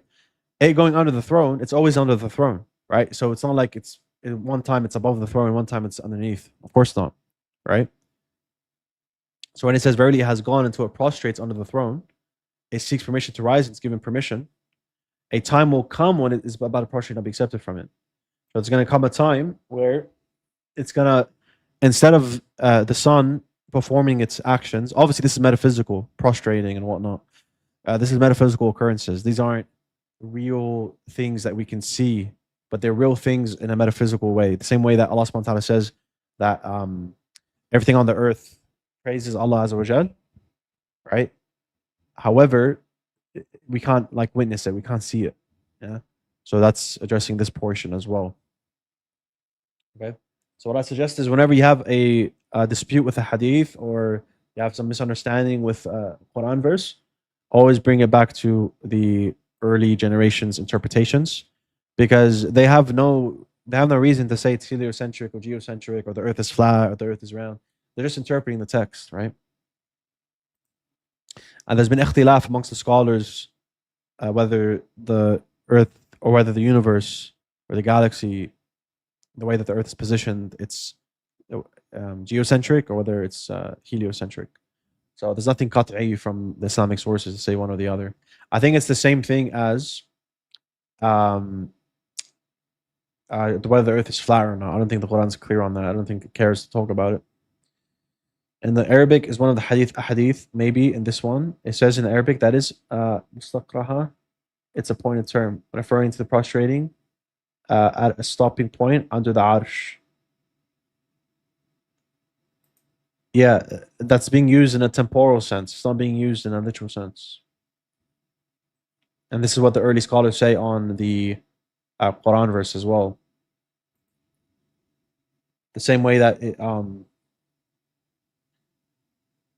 the word dhahibun, right? It's used in I forget which chapter, but it's when Abraham alayhi salam is talking about going. He's going to his Lord. But it doesn't mean he's literally going to his Lord, yeah? So in this case, it's talking about the time where the day of judgment is going to come. That's the temporal going, where the sun's going.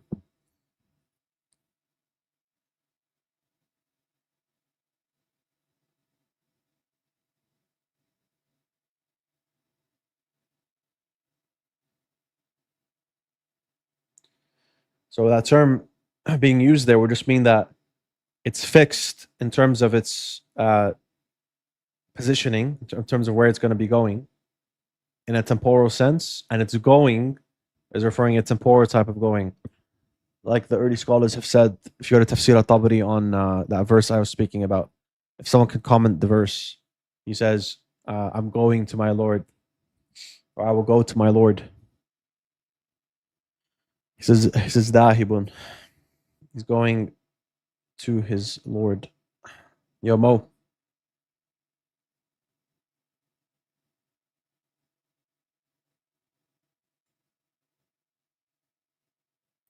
Assalamu alaikum. Walaikum salam. Can you hear me? Yep.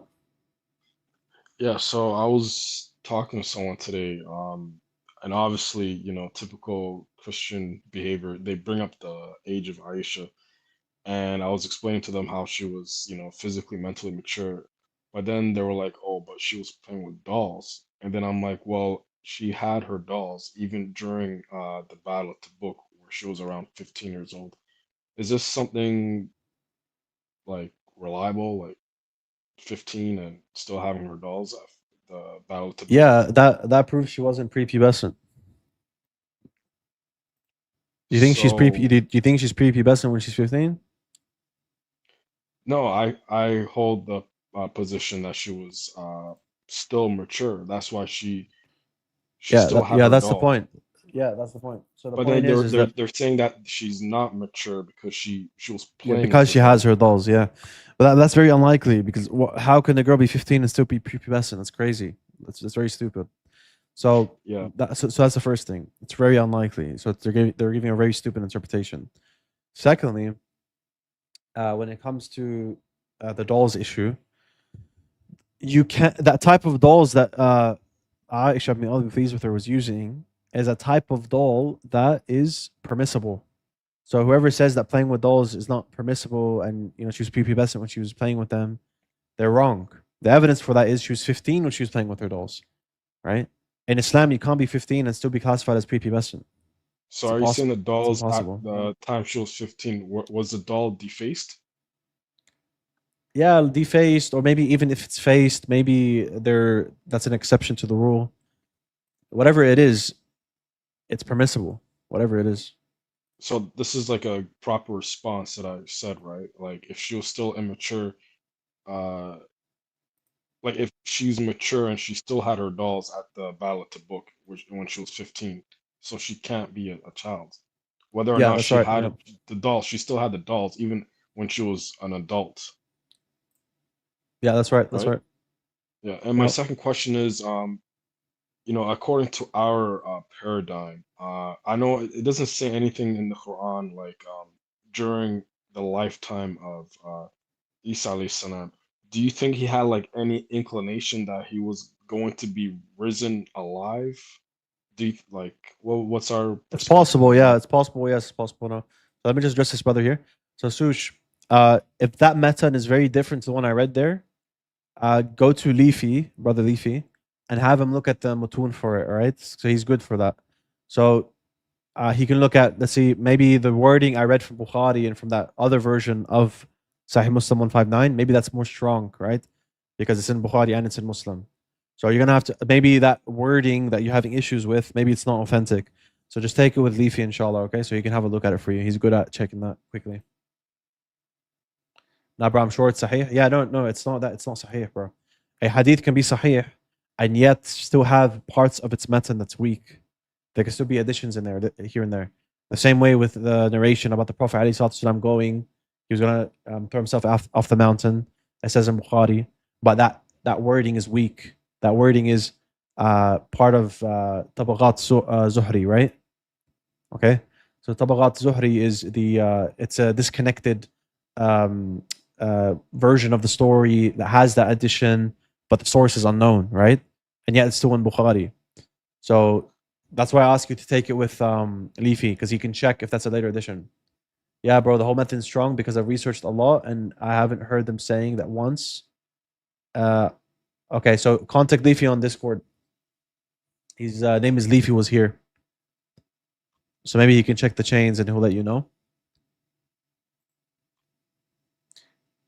And then if Leafy tells you, yeah, like that portion that you're having trouble on, that's authentic as well, then come back to me afterwards, inshallah, okay? Because I don't want to speak on it when I just read another narration that doesn't have those details, right? So I don't know if that, those added portions are 100% authentic. If it is, then come back to me and then we'll deal with whatever issues you have with the wording. All right. So, what's your next question? Yeah, so you're saying that it was possible that Isa alayhi salam he probably knew that he was going to be risen alive, right? Maybe. Yeah, it's possible to say, yeah. And so my last question is, I know like this is like more of a metaphysics type of question, but like you know how I think it was, yeah, it's in the Quran that he was in a deep sleep when he was risen up. Uh, so do you think like even now, like for the past 2000 years, is he like literally like in a coma? I don't know the word to use. Like, is he like how like what is he like? Is he like in a deep sleep right now, or like what's going on? Yeah, so it seems like that's not the case because he met with the Prophet ﷺ, right? When he went into the heavens. Uh, oh, oh, okay. So he's not sleeping. He's just normal. But does he have like any idea like what's going on? Like like his second coming? Like does he know anything that Allah like keep a secret until the hour is near? Like Akhi, repeat that one more time. yeah. So you said he's still like he's alive. He's not asleep or anything, right? But does he know like his second coming, like what he's going to do? Like did Allah tell him like this is what you're going to be doing or anything like that? Or does he know I don't anything? know. Like I don't know. Not that I know. Like, why are you asking? Allah no, subhanahu wa just ta'ala Allah subhanahu wa ta'ala talks a lot in the Quran about pointless questions. Like, why does that help you? If he is if he doesn't know or he doesn't know, how does that help you? it was just sometimes like I like to like get into like conspiracies and stuff like that. It's just for me. It's not like I don't have no hidden agenda or anything like Nah, that. bro. In the religion, that's not a good method. So, No, like just in to the ask questions, so right? for example, you can ask questions, but not about stuff that won't help you. So, for example, you know the story of the cow in the Quran where Allah subhanahu wa ta'ala told them to go and kill a cow. Nah, not really. Yeah, so you should read that. Do you know the story of the sleepers of the cave? Yeah, they were sleeping for like how like was it like 300 years, something like that? Like Yeah. And then Allah subhanahu wa ta'ala, what does he say at the end of the story? yeah, like that one I don't know. I don't know the whole detail. Yeah. So what I recommend, akhi, is you have to reread the Quran. Because there's multiple instances of this where it would stop you from even asking that question because Allah subhanahu wa ta'ala tells us in the Quran, He tells us, um, let's see here, verse 22. Some will say there were three, their dog was the fourth, about how many sleepers there were. While others will say they were five, their dog was the sixth, only guessing blindly. And others will say there were seven, and the dog was the eighth. Say, O Prophet, my Lord knows best their exact number, only a few people as well. So do not argue about them except with sure knowledge, nor consult any of those who debate about them. Okay? So does Allah subhanahu wa ta'ala tell us exactly how many sleepers there were? No, it was like giving a range, right? No, he doesn't even give a range. The point is that they're saying, how about this? How about that? How about this? How about that? How many? How many? How many? How many? And Oh, Allah doesn't okay. even Allah doesn't even tell you in the end, right? Okay. Yeah. So these are just pointless. But he does tell you the major theme in the story that's relevant, which is, stand up for your religion even if no one else is standing up for it. Stick by it. Make hijrah if you need to. Trust in Allah. Allah will provide for you in ways that you never think of. right? And so on and Yeah. so forth. Yeah, actually, I've been noticing lately online, a lot of these reverts that are becoming popular overnight. They're gaining a lot of success and things of that nature. And I'm noticing like a pattern with all of them. They're like subliminally like rejecting hadith. Like they don't even like emphasize the importance of hadith. Like I feel like a lot of these people are like Quran only influencers, and they're trying to like misguide the ummah. So like I would say like since you have like a platform and you invite people to Islam, I think it's very important to emphasize how important the Sunnah is. You know what I'm saying? So they don't like be like Quranists. Like Yep. if someone converts to Islam, they don't just depend on the Quran. They should also know the importance of the Sunnah. Yeah, exactly. So Because these I don't know. people like I don't know Lily which. I don't J, know like which I don't want to name reverts. drop, but there's like Lily J, and then there's like another white How is she uh rejecting hadith? because she never mentions anything from the Hadith. It's just strictly the Quran, and Just she because no, but just because she doesn't inclusive. Like, no. So just because she doesn't mention the hadith doesn't mean that she denies hadith. That's very bad argument. That's a yeah, but not no. just her. I mean, there's Yeah. another guy. He's like an Wait. ex-Satanist. No. Akhi. You have to be Yeah, very careful what you're saying, right? You know, rejecting hadith is kufr, right? Yeah. yeah. So when you're saying something about a Muslim, you gotta be very certain, right? So if she Okay, but never I have like mentions, I can so if mention she other never people mentions, too. wait, 1 second, 1 second. Yeah, I'm just teaching you this in terms of also how you logically should be thinking. Just because she doesn't mention any hadith doesn't mean that she rejects hadith. So she can make all the videos she wants just about the Quran, but she doesn't mention hadith. Doesn't mean she rejects them. Okay, that's one. Second thing, have you watched all of her videos? bro. I'm subscribed to her Have you YouTube watched all of channel, her videos? like her shorts. Yeah, Have all of them, every day. you watched every single short? I just seen a recent one where she's at the airport and she's praying in a room, but there's like a big Okay. cross and a picture of a saint. And she's saying it's okay to pray in this room if there's nowhere else to pray. You know, so I That just doesn't have my mean, bro, doubts. You bro, know, but that doesn't mean that she rejects all hadith, bro. I'm not saying hadith. I'm just telling you're asking me if I watch it. And I'm just telling you what I've seen of like the recent video Okay, I've seen of so her. she has mistakes. Okay, she has Yeah, mistakes. All right, but that doesn't prove that she rejects hadith, bro. And another thing, bro. you I don't, didn't say yeah, she rejects hadith like in depth, like for sure. Like, but I've seen like there's another guy. He's like an ex-Satanist Muslim. I yeah. don't know his name, but he's very popular. Oh, that And guy, yeah, he's a yeah, larper. he came Everyone, out and he said yeah. hadith is very very bad. It's That problematic. guy's a larper. That guy's a larper. We know that. We know that. Yeah, and he says But the Shia sources are more reliable. You know what I'm he's a saying? larper. So what he does is he'll be Satanist one day, get a following. Christian one day, you get a following. Sunni one day, you get a following. Quranist one day, you get a following. Shi'i one day, you get a. We know this guy. He's a larper.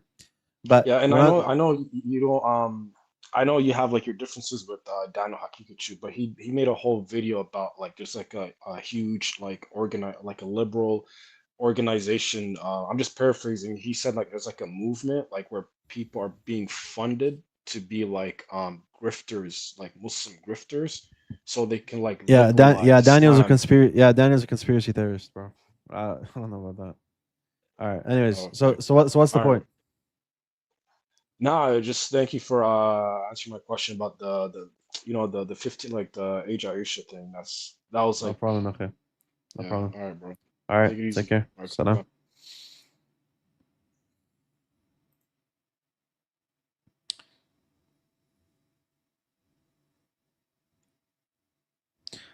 bye. Sorry, Sush. So I saw your comment before. I couldn't address it. So if Leafy doesn't add you back, bro, listen, just add my Discord, yeah? Add my Discord. Send me the narration there, and then I'll have a look at it after, okay? 'Cause it's a very long narration, and I'm about to go pray right now.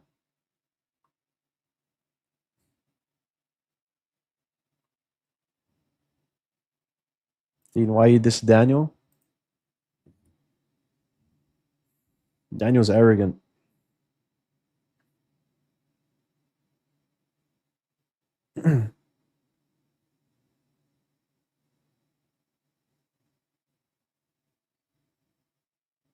Mine's Dean response.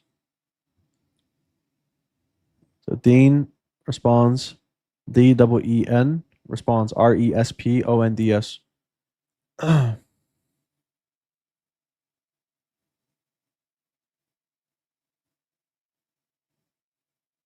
You're listening to this Elanka. Yo, that guy's. You should have seen it, bro. When he turned his camera on, bro. I don't know, man. That guy looked like he wanted to like choke me or something.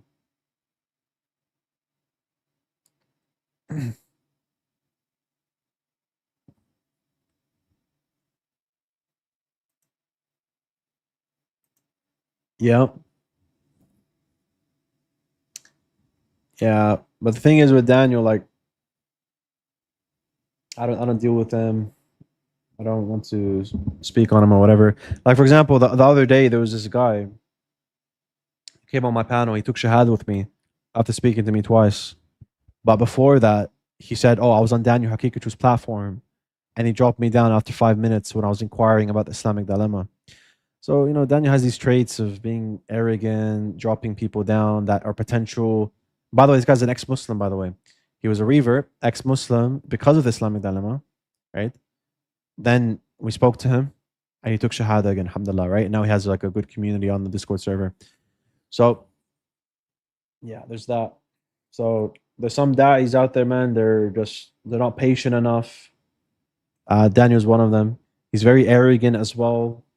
I think he went on his platform calling me a retard when obviously I could rebut that, but I don't have an inflated ego, or I don't have what's the word? I'm not insecure. So people like Daniel, I'm not going to name the rest, but people like them are very insecure, very arrogant, and obviously he's very unclear about his positions. Yeah, he backtracks a lot on them. Like we've seen it, but it's whatever. I don't want to deal with that anymore.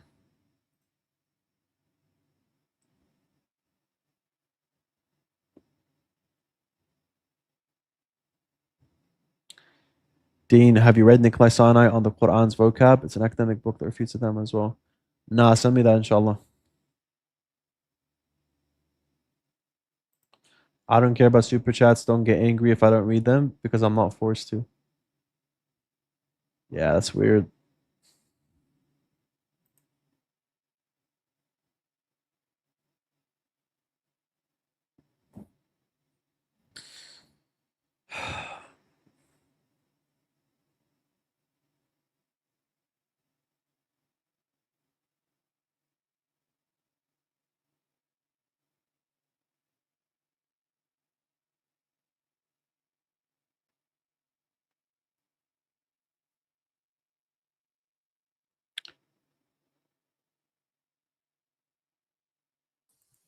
Hello.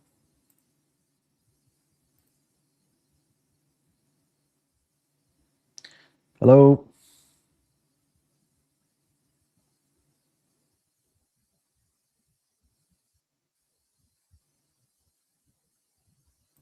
Wafiq, akhi, Wafiq. Look, Izzy, you can add me on Discord. Are you on the Discord server? I just have that Discord community.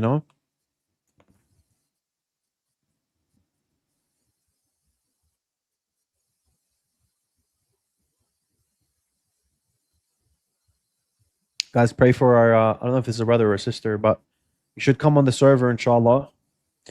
You know what we can do during Ramadan, guys? We can do reading of the Quran every night, yeah? Well, my night, right? Just a bit before maybe just a bit before iftar of my time. We'll see, inshallah.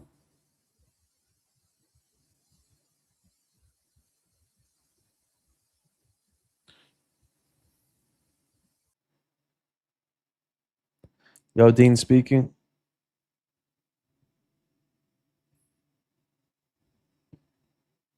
Yeah, inshallah we can do that. I can probably get one of the brothers that are like more. Well, the thing is, time zones. We'll see how it is. We'll see how we go. Inshallah.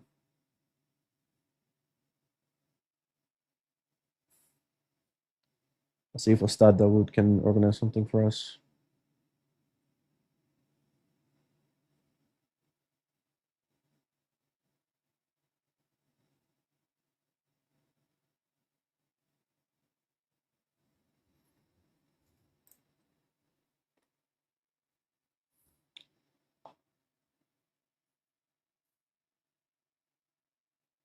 No, I haven't read it.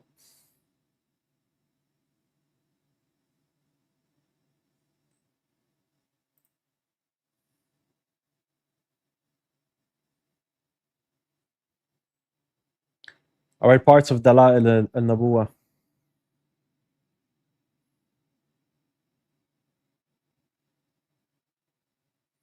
Where do you get the translation from?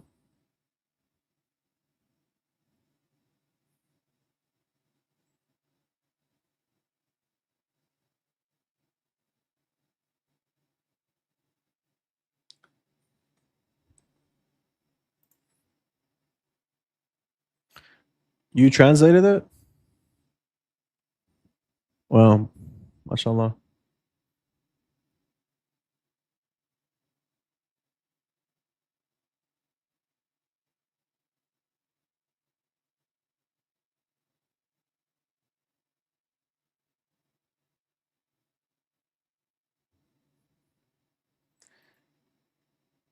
May Allah make it easy for you, sister.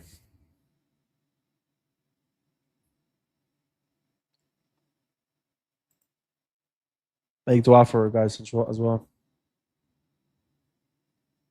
Barakallah feeki for all your generous donations today and other days as well. Appreciate it a lot, and may Allah make it easy for you during the month of Ramadan. I recommend to join the server as well. You can benefit from the sources there. There's some sisters on there as well you can speak to. So yeah, just let me know, inshallah, if you would like to join that. About CD, what's CD?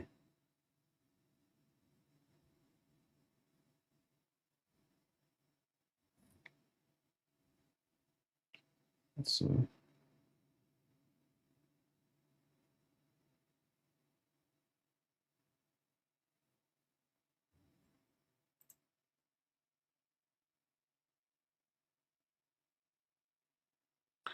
Yeah, no problem. You can just come up and we can speak on it.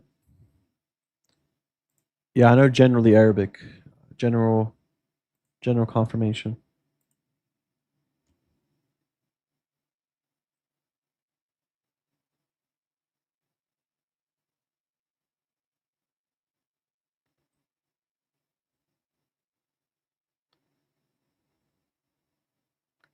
Yeah, inshallah, akhi, I'll spread that for you, inshallah, on my server.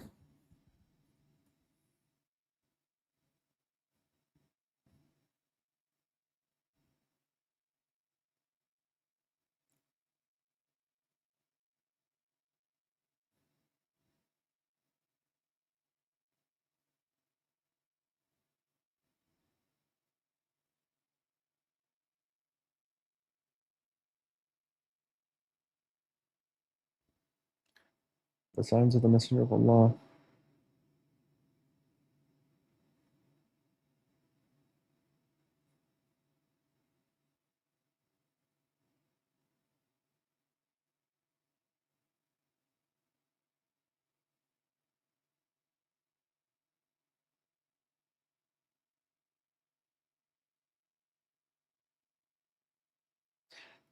Is this a different book from Dala'il al-Nabuwa, or is it just repeating stuff from there?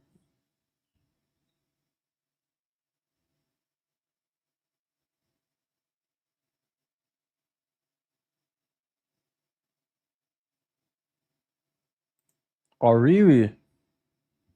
I didn't know that.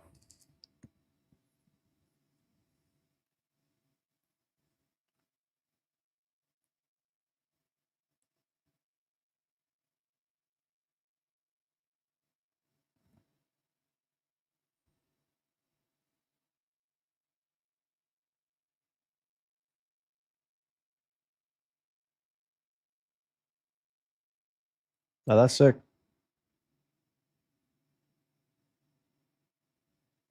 Debates? No, not now. Not now. Maybe after Ramadan, inshallah.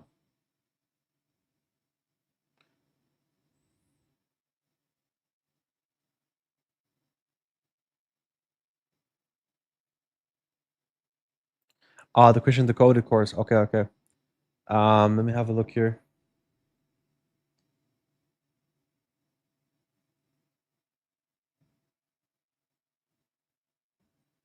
Yeah, no problem. You can ask the question here. Did you say you emailed me or what? Let me see. Yeah, you can email me about it. Yeah, no problem. So it's just deanresponse23358@gmail.com.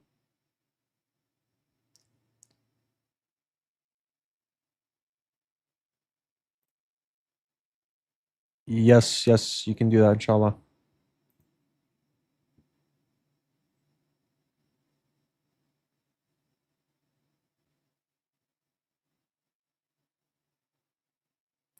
Yeah, Akhi, come up on the panel. Let's speak a bit on what you just said. That was very interesting.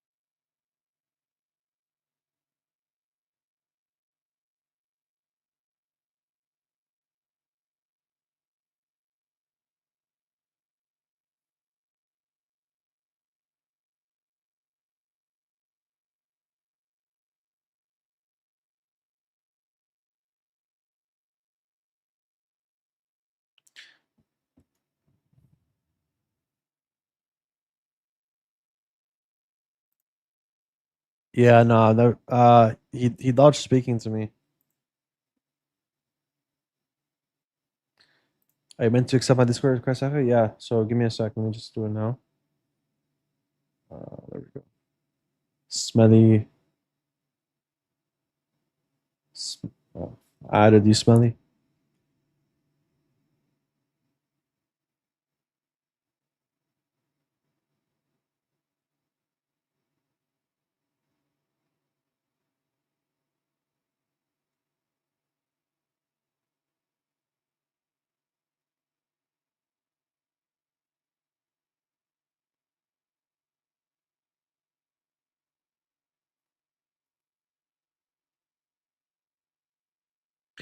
Yeah, that's what I'm saying. Because I don't think Ibn Qutayba was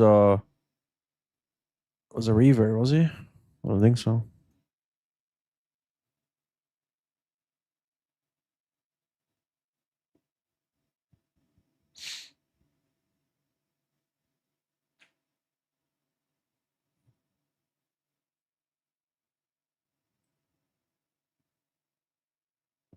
You gotta turn that bell on. He wasn't a revert. How's he a student of Hunayn?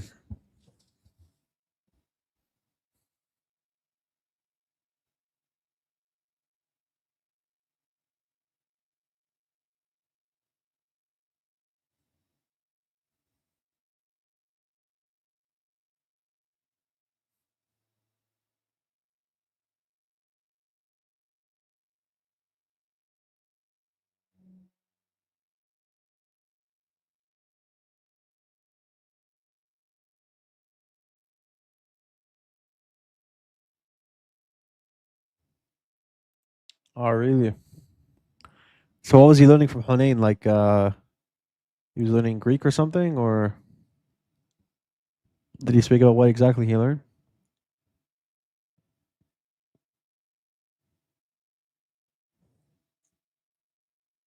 So I can get a teacher that's a rabbi to teach me Hebrew.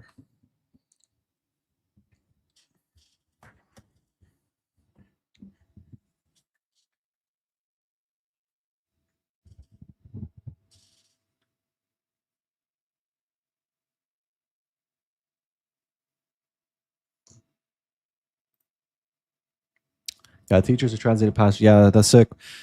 The Hunayn ibn Ishaq thing proves Ahmed translates Dokse to Hamd. That's sick. I'll check it out after this live, inshallah.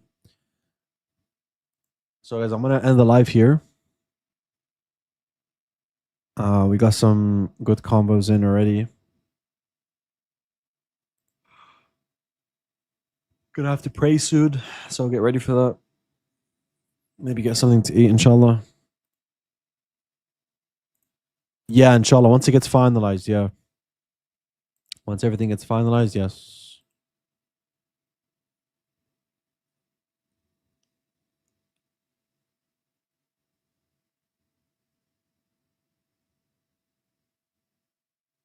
Okay, you said yesterday's stream of refuting Christian dilemma for this. I don't know what you mean by that.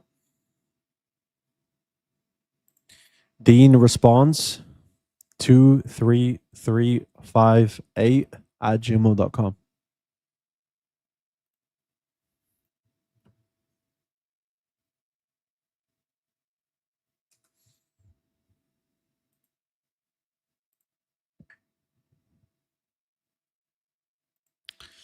You know what? Before I get off, before I have to go pray, let's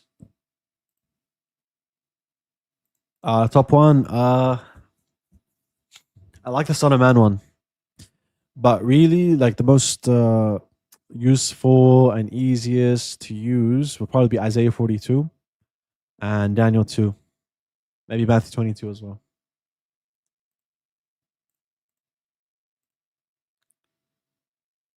Yeah, let's watch Testify's recent video. He's trying to say that the Son of Man isn't the Prophet. So let's see what he says.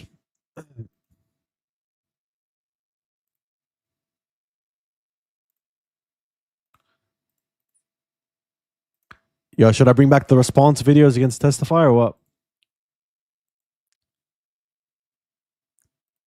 I'll bring it back. Who asked the question, did Jesus really claim to be the Son of Man? Oh my days, it's 27 minutes long. Are you serious? You can tell this is a Kopi live or a Kopi response. Ah.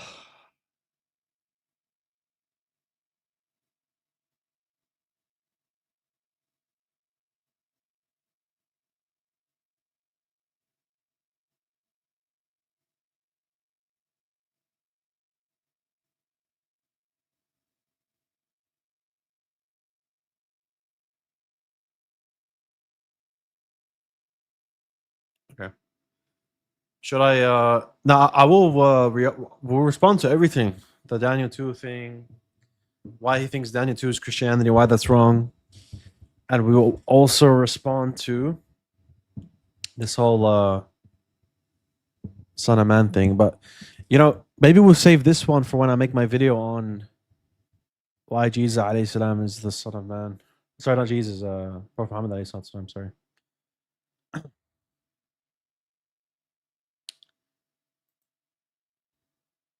All right, guys.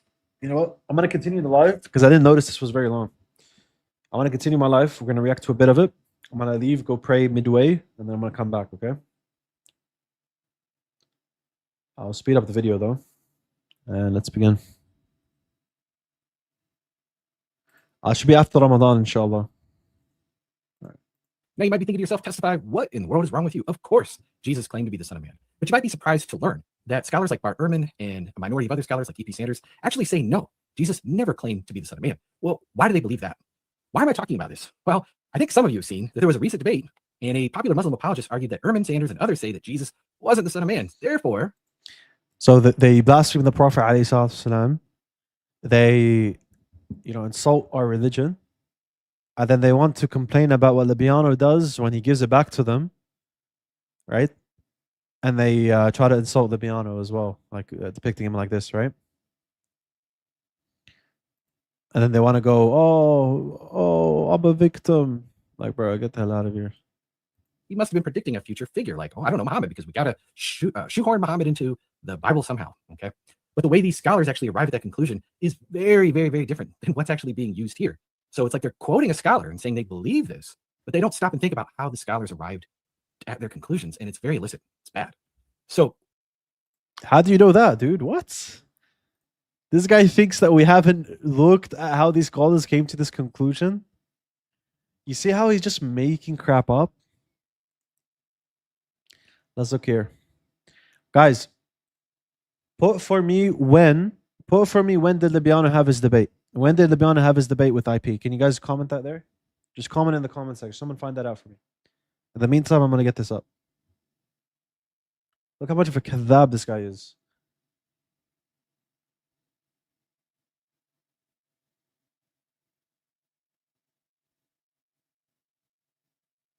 Someone give me the date in the comments.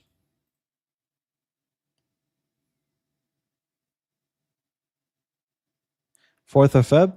Okay, we'll work with that. We've been hypothesizing the Son of Man is the Prophet ﷺ and speaking about it as a potential prophecy that Libiano is going to use, right? And talking about the reasons for the Prophet ﷺ being the Son of Man since November 30th. This is like the minimum. I was already researching this way before November as well. Since November 30th, I made a whole server on the Son of Man. All right? Bringing up scholarship, and he didn't mention many other scholars. E.P. Sanders, Bart Ehrman, Adela Coleman, Marcus T-Wald, Boltman. There's many scholars that hold to this view, right? Marcus T-Wald also holds to this view on his commentary on Q, right? So he literally says the Son of Man is other than Jesus, alayhi salam, right? And obviously, we've been talking about it, me, Libiano, and other brothers, since November 30th. So he's just BSing on the spot, to be honest, trying to like make it seem like, oh, we don't know the reasons. Dude, this screenshot literally gives you reasons. I'm not going to go through it right now. I'm going to save it for the video, inshallah.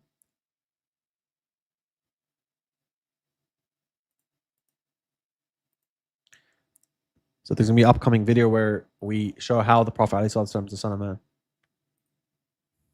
Why do these scholars say that Jesus is referring to somebody else? Well, here's a few verses, right? They're going to say through the whole criterion of multiple attestation, Jesus is constantly referring to this other Son of Man figure who is going to be like a cosmic judge. So Mark 13:24-27, it talks about that the stars will be falling from heaven and the powers in the sky will be shaken. And they will see the Son of Man coming on the clouds with great power and glory. Okay, they're going to say that this is also in the so-called Q Gospel, the Son of Man coming on the clouds with great between Luke and Matthew, the shared sayings of Jesus, where Jesus talks about that it'll be as in the days of Noah when the Son of Man will come, right? They're going to be eating, drinking, marrying, so on, just like they did in the days of Noah when Noah went into the ark, and then the flood came and they were destroyed. So too it will be when the Son of Man is revealed. We see this in Matthew's gospel. He talks about the weeds being gathered and burned with fire. So it will be at the culmination of the age. The Son of Man will send forth his angels who will gather from his kingdom every cause of sin and those who do evil, and will cast them in the furnace of fire, and so on and so forth. We see this in Luke, where it talks about be alert at all times. Pray that you have strength to flee from all these things, the judgment that's about to take place. And you'll be able to stand in the presence of the Son of Man.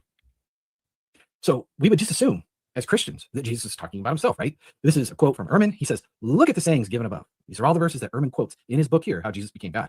In none of them is there any hint that Jesus is talking about himself. He refers to the Son of Man coming in judgment on the earth. Readers naturally assume that he's talking about himself either because they believe that Jesus is the Son of Man or because they know that elsewhere the Gospels identify him as the Son of Man, but nothing in these sayings will lead someone to make the identification. So this is Bart's big claim. This is his central argument. Jesus spoke about a coming Son of Man. The figure was heavenly, he's coming in the future, near future, and he's a cosmic judge, but Jesus didn't identify himself as that particular figure. Ehrman's model is that Jesus believed something different about himself. He did believe that the end of the age was near and that God would soon intervene and that this heavenly judge, the Son of Man, would arrive and that figure would establish the kingdom. And Jesus expected about himself that he would rule in that kingdom, but as the Messiah, distinct from the Son of Man. So why think a thing like that? Well, Ehrman's meant as the Messiah. All right, so the end of the age was near. Okay.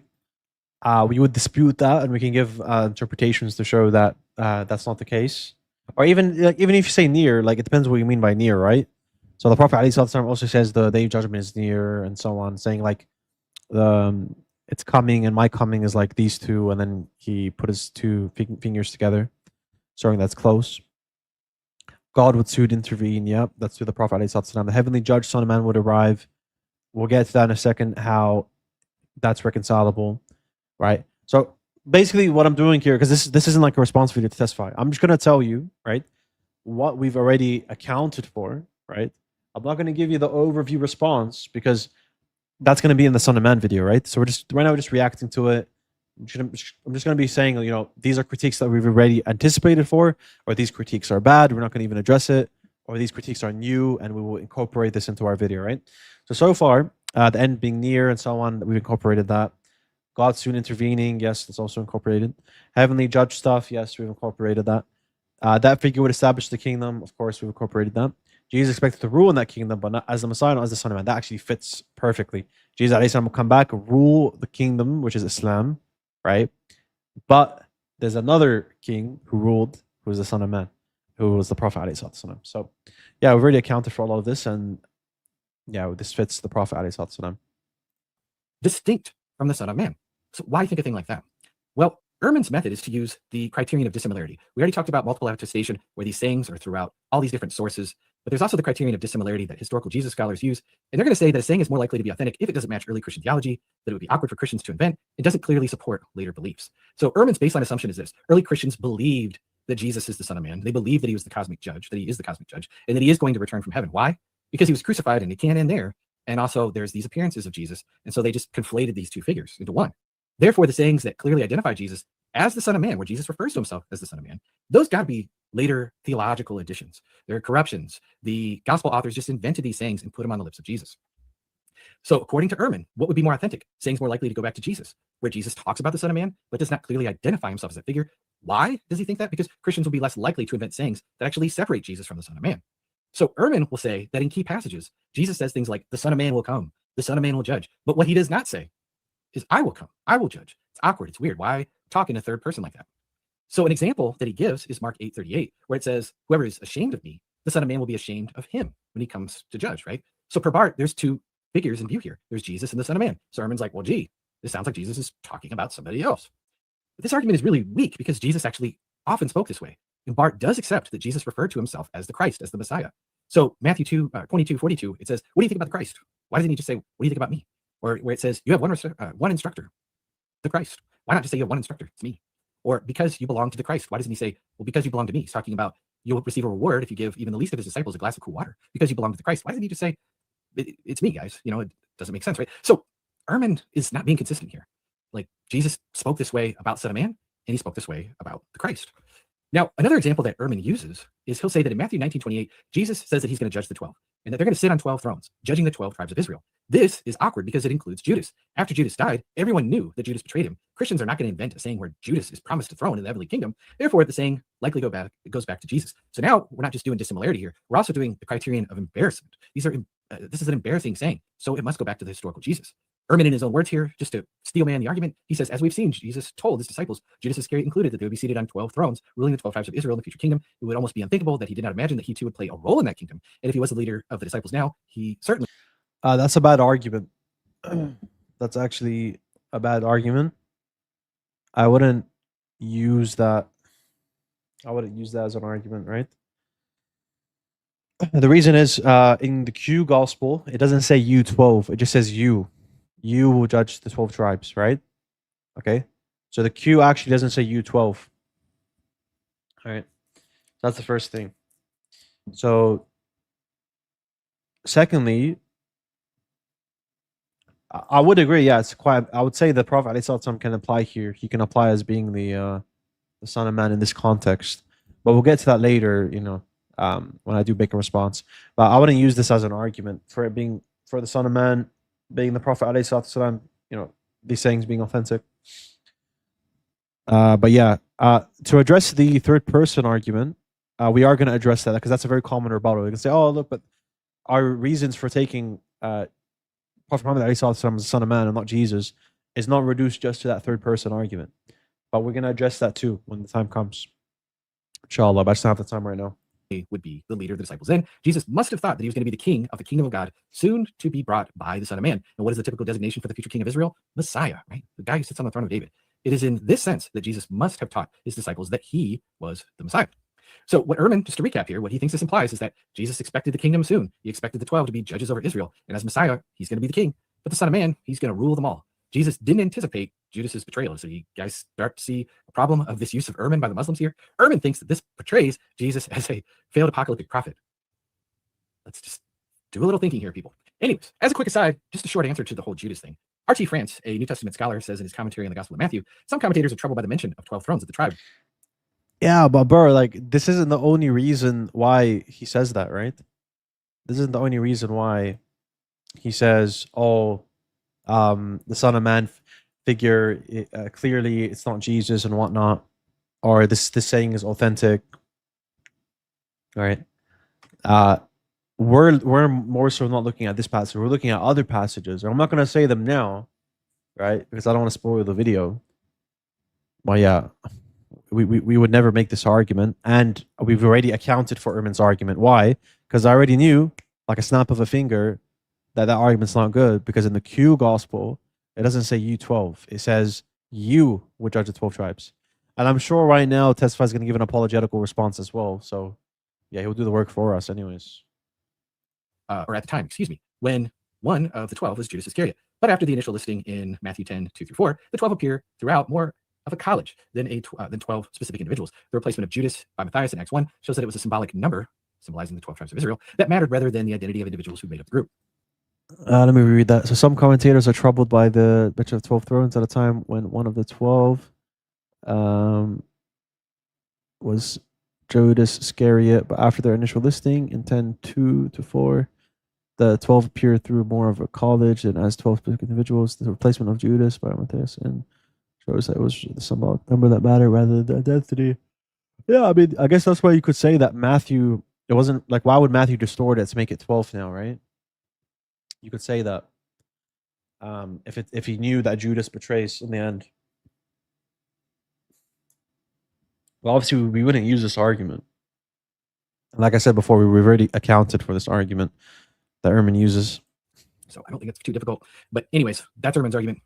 There's also another argument, a proof text that Erman loves, and that is Matthew 25:31-46. He says this is one of his favorite passages in all the New Testament. The Son of Man comes in glory, he sits on the throne, and he judges the nations. And what does he judge them by? Well, there's no emphasis on faith in Jesus here. There's no view of the cross saving them from their sins. The judgment is based on how they treat the poor and the marginalized, right? And so for Bart, that doesn't match later church theology. So it fits the criterion of dissimilarity, like, Paul's view of justification, or John saying, believe in the Son of God and you'll have eternal life. So it's less likely to be invented and more likely coming from the mouth of the real Jesus, according to Bart. But Bart's argument here, I think, self-destructs. According to Bart, Jesus believes that he's the Messiah, he's the king. But if we read the passage, it says, when the Son of Man comes in his glory, I should say, and all the angels with him, he will sit on his glorious throne. All the nations will be gathered before him. He will separate the people one from another as the shepherd separates the sheep from the goats. He will put the sheep on his right and the goats on his left. Then the king will say to those on his right, wait, I thought it was the Son of Man who just put him on his right and his left. Now the king is saying to those on his right and on his left, like, seems like his right is his own right here. And then he says, come, you who are blessed by my Father, and so on and so forth. And, there's the similar thing with the goats, and you guys go into everlasting fire. And so what is Erman doing here? This doesn't make sense. It seems simpler to just say Son of Man, the king, are the same person with the sheep and the goats on the right and their left. So this is actually pointed out by Robert Bowman and Ed Kamaszewski in this book, The Incarnate Christ and His Critics. They say what Erman fails to address is how this passage explicitly contradicts his theory that Jesus claimed to be the Messiah, but not the Son of Man. The Son of Man then will be the king, who's sitting on the throne ruling over the kingdom. He is the Messianic king. I don't know how this exactly escapes Bart, but if you've followed my channel for any length of time, you guys realize that Bart does make a... Yo, what's the issue in saying the Son of Man is a king and also Jesus is a king? There's no issue in saying that. This is a weak critique. A lot of sloppy mistakes here. It's not a solid view. It's not a strong argument that he's making here. Also, if you really kind of think about the Jewish milieu and the Old Testament background, the Son of Man would be a divine figure for Bart. He's okay with that. And then in Ezekiel 34, we read that Yahweh is the one who judges between the sheep and the rams and the goats. Oh, Matthew, we see a similar motif here, obviously. Oh my days, this is like so stupid. Oh, God does this in the Old Testament, and then someone does it in the New Testament. Therefore, God. Like, come on, man. This is so stupid. We've addressed this so many times. Ezekiel 34:18-19. Yahweh is going to judge those who... 34:23. We see here the Son of Man is the judgment background idea. Now, shepherd king, they converge here, and so I think this just makes more sense of the Old Testament background. Now, if we like the whole criterion of multiple attestation, we shouldn't just reject the whole idea that Jesus called himself the Son of Man, especially when the arguments based on it are pretty flimsy. So Luke 7:34 and Matthew 11:19, again, this is the so-called Q gospel here, talks about the Son of Man coming and eating and drinking. And you say, here is a glutton and a drunkard, a friend of tax collectors and sinners. Well, the grammar and the content fit Jesus' own ministry pattern, that he was a friend of tax collectors and sinners, making the future other figure readings very difficult. Also, I thought drinking was wrong. But anyways, moving right along, these Dawa guys. Me, as a kuffar here, I don't know that... Yeah, he's so ignorant, dog. Oh my days. He's gonna get embarrassed. I don't know why he still engages in like polemics with Muslims. Like Christians, you gotta make him retire, bro. Bro doesn't know that drinking was halal for a time. The more I watch this, the more I'm just thinking, bro, it's just a waste of time. But whatever. Let's continue. Some of them think that Q is the lost in jail. Anyways, there's also Luke's gospel where Judas comes to Jesus and kisses him, and we know that this is the sign that this is the guy. Judas is betraying him here, and Jesus says, "Are you betraying the Son of Man with a kiss?" Well, given the narrative setup, he drew near to Jesus. Reading this as anybody else other than Jesus is pretty weird here. There's also the suffering Son of Man in Mark. So remember, just 7 passages later, Bart Ehrman thinks that Jesus is referring to a separate figure, but right before that, he predicts his death and resurrection, and he refers to himself as the Son of Man. I mean, Yeah, that's Mark's narrative, right? So Mark's narrative, he's combining traditions. So this isn't the way that Jesus wasn't speaking with all these narratives. They were scattered, and then Mark put them together. How do we know this? Because of how Q has it. Q doesn't have Jesus saying stuff in Mark 8:31 before Mark 8:38. So that's evidence that Mark's just taking sayings, putting them together. that's obviously who's in view here. It's Jesus, right? Then there's also the triple tradition, which would be Mark, Matthew, and Luke, where it talks about the Son of Man having authority on earth to forgive sins, and he heals the paralytic. Well, if Jesus is referring to somebody else, why doesn't he just say, "In the name of the Son of Man, be healed"? But no, he just acts on his own authority. Then we also see By the way, some scholars do actually say that's humanity. You can't take Son of Man to be humanity there. But even if we grant it, again, like we don't say that.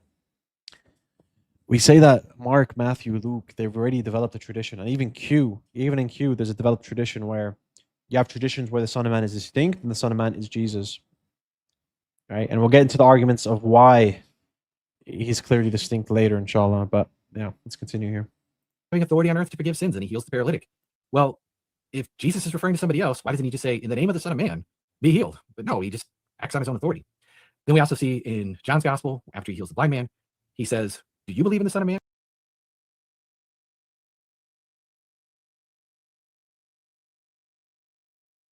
This is in Mark's gospel. Again, the high priest asked him, "Are you the Messiah, the Son of the Blessed One?" "I am," said Jesus, "and you will see the Son of Man sitting at the right hand of the Mighty One and coming in the clouds of heaven." It'd be weird if Jesus is referring to somebody else here. A messianic claim alone isn't necessarily blasphemy. If you remember, the high priests tear their robes and say, "This is blasphemy."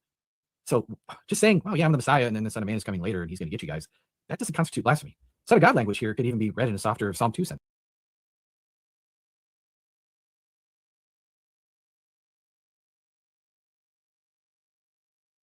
Oh, my bad, guys. My bad. My mic is muted.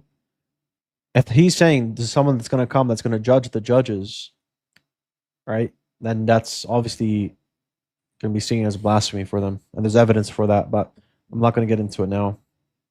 We'll make a response video later on this, inshallah. Well, he's not really big anything new, to be honest. He's the Son of God because he's the son of David, right?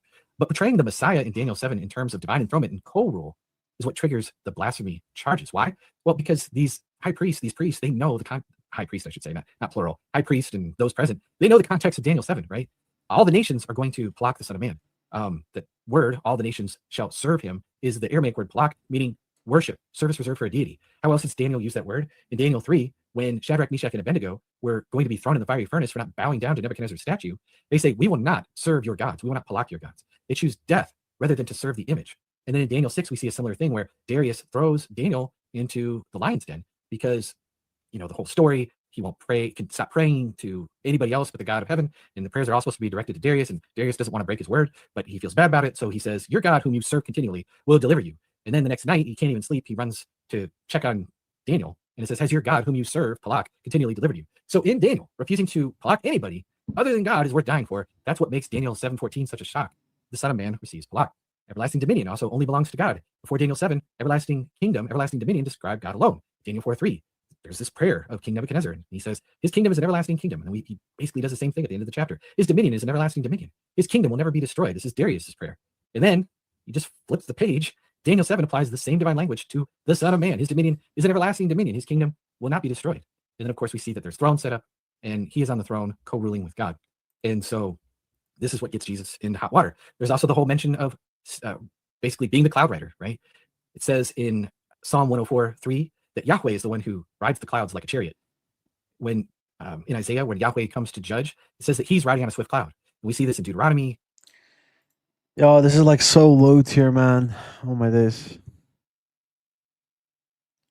So the palak argument, bro, people have been dealing with it for like the past 3 years. There's a very easy response to this. It's a very big assumption that palak is only for God alone. We already dealt with that before. Actually, Libiano came on my platform and completely decimated it the other day. We're not gonna get into the response right now because it's gonna make the video too long. Yeah, this whole everlasting dominion only comes for only belongs to God is like, again, no flimsy inference. Son of Man riding the clouds. Doesn't say he's riding the clouds. It says he's coming with the clouds. That's a very big difference. Rides upon, right? And you have this imagery of riding upon the clouds, coming with the clouds. And also, there's a response for this as well, where there's a contrast between coming with the clouds and coming out from the depths of the sea with the other beasts in Daniel 7. But we'll get to this in the future, inshallah. We'll segment his video and we'll give a response soon, inshallah. Daniel 7:13 shows the Son of Man coming with the clouds. This Son of Man is in a minute, and it's like, oh, that doesn't fit at all. So I think Ehrman makes a whole, and yet Jesus is saying, I'm doing it. So again, this is why the high priest tears his robes. And just makes a whole lot more sense. You're going to see who these guys claim that the Son of Man is in a minute, and it's like, oh, that doesn't fit at all.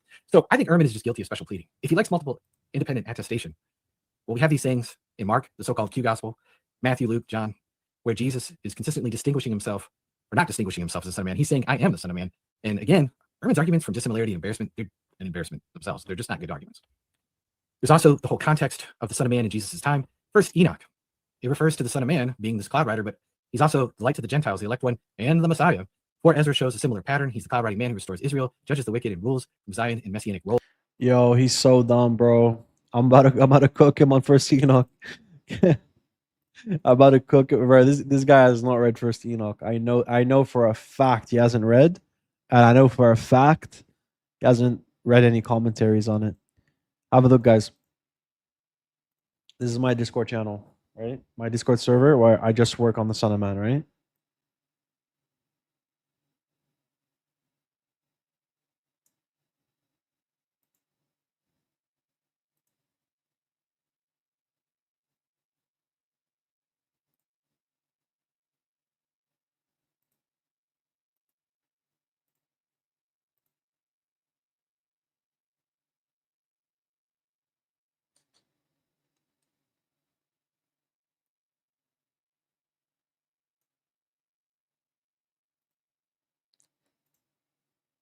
Here, let's put this up.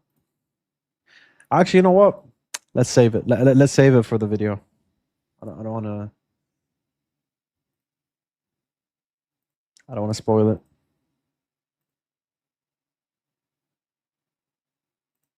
Roles. No, he doesn't actually use the word Messiah, but he certainly describes the role of who the Jews often thought the Messiah was. And Rabbi Akiva, we have in the Talmud, dated to the 2nd century, Rabbi Akiva identifies the Son of Man as the Messiah. Now, there's debate about this, but it's there. So there's this thought, I'm not saying that it's monolithic, that the Son of Man, the Messiah, were the same dude. And so it's reasonable to think that Jesus and the disciples have the same view. All right, so let's now talk about the very strange, the very weird Dawa abuse of Ehrman. So again, the Dawa argument is Ehrman and other scholars say that Jesus expected another figure. That figure is probably Muhammad, because he's the one who's going to bring in Daniel's prophesied 5th kingdom. Jesus predicted Muhammad's coming, just like it says in the Quran, because of course the Quran talks about Jesus saying that there's another prophet coming after him. Okay, this is just bizarre. This is bonko. Okay, so let's go back to Ehrman's own words. This is Ehrman's blog. This is a post at last. Jesus and the Son of Man. Quoting verbatim, Jesus did use the term Son of Man as a central part of his message. In doing so, he was referring to a cosmic judge of the earth who would come at the end of history to bring a cataclysmic end to the world as we know it. Is that a role of Muhammad? I don't think so. To destroy all the evil forces in the world that are opposed to God and that are making life miserable for people. After this day of judgment, the Son of Man would bring in a new kingdom on earth. Does that really fit Muhammad? Is that really a orthodox view of, according to Sunni Islam, of who Muhammad is? What are we doing here? Anyways, he's bringing in a utopian kingdom. Jesus' view was distinctive, but not entirely unique. Others too thought the Son of Man as a God. Yo, the funny thing is we have rebuttals for all of. So he just did all the work for us by putting all the rebuttals here to show us that we've accounted for everything already, right? Cosmic judge of the earth. Cosmic. Okay. All right. So this is just cherry picking to the extreme. Judge of the earth. So others too thought the Son of Man as the cosmic judge of earth. As for this day of judgment, the Son of Man will bring a new kingdom on earth, the utopian kingdom of God. Okay. Yeah, we've already counted for most of this. Earth. Cosmic. Okay. All right. And by the way, guys, like I said before, there's certain arguments that Bart Ehrman would make that we don't have to agree with. Just on the basic premise, he believes the Son of Man is different, and his arguments for that. That's all we need. Doesn't mean that, like, look, imagine they appeal to a church father, right? Does that mean that they have to take everything from that church father or everything from that opinion that the church father has? It doesn't mean that, right? So even saying, let's say he has certain views about the Son of Man that contradicts with what we're going to say, which the vast majority, we're not going to contradict them on because a lot of the stuff he does get right on it. But for example, I was on Testify's side on the judges thing, and I already had in my mind the Q source shows that it doesn't say 12 and so on. I didn't think it was a good argument, right? So we're open to disagreeing with Ehrman on the Son of Man stuff. So this is like really stupid. Others too thought the Son of Man as a cosmic judge of the earth. Cosmic. Okay. All right. So this is just cherry picking to the extreme, not to mention a category here. Ehrman. Per Ehrman, Jesus expected a heavenly Son of Man to arrive soon to bring final judgment. But what does Ehrman also think? It never happened. Jesus made a big mistake. And how does he arrive to those conclusions? He thinks Jesus made a false prophecy about Judas ruling on a throne. Okay. And that, like, what is going on here? And does also, who is the Son of Man in Matthew 25? He's the divine judge, right? Like, what is going on here? And again, I guess we've accounted for all of this, by the way. This argument of, oh, it never happened, therefore Jesus was mistaken. That's fine, bro. We're not using this against a skeptic, right? We're using this against Christians, right? With this Christian scholarship, actually, that tries to refute the idea that Jesus was mistaken, right? Such as Jesus. Well, I won't get into it right now, but yeah, we'll talk about it in the future. The way that he arrives to these conclusions, it's just bad. It's not good reasoning. It's not sound reasoning. So this is what makes this move so illicit, so goofy. You can't borrow from another figure part while ignoring the arguments on how they got there, which include the failed first century apocalyptic part. How scholars actually arrive to a view matters, right? Like, you can't just say, well, the scholars say, well, why? Why do they say that? How did they arrive to that conclusion? His point alone that there's the criteria of the similarity is sufficient for us to say that the Son of Man is other than Jesus, right? And obviously we have independent reasons to think it's not Jesus as well, such as him not fulfilling Daniel 7 and so on and so on and so on, right? But yeah, we'll get to that in the future, inshallah, in my video. Because that's actually what matters. And like third person by itself, it ain't it, right? Like, this is bad. This is bad. And it gets crazier. In this book, Abraham Fulfilled, which you can download for free from the Sapiens Institute, these are their scholars saying this stuff. This is how goofy it gets. They say, note the mention of the Son of Man coming with the clouds of heaven and approaching the Ancient of Days. Does he think that scholars wrote this book? And it gets crazier. In this book, Abraham Fulfilled, which you can download for free from the Sapiens Institute, these are their scholars saying this. These are our scholars. Yeah, he said Abu Zakaria, Zakir Hussain, and Adnan Rashid are scholars, dude.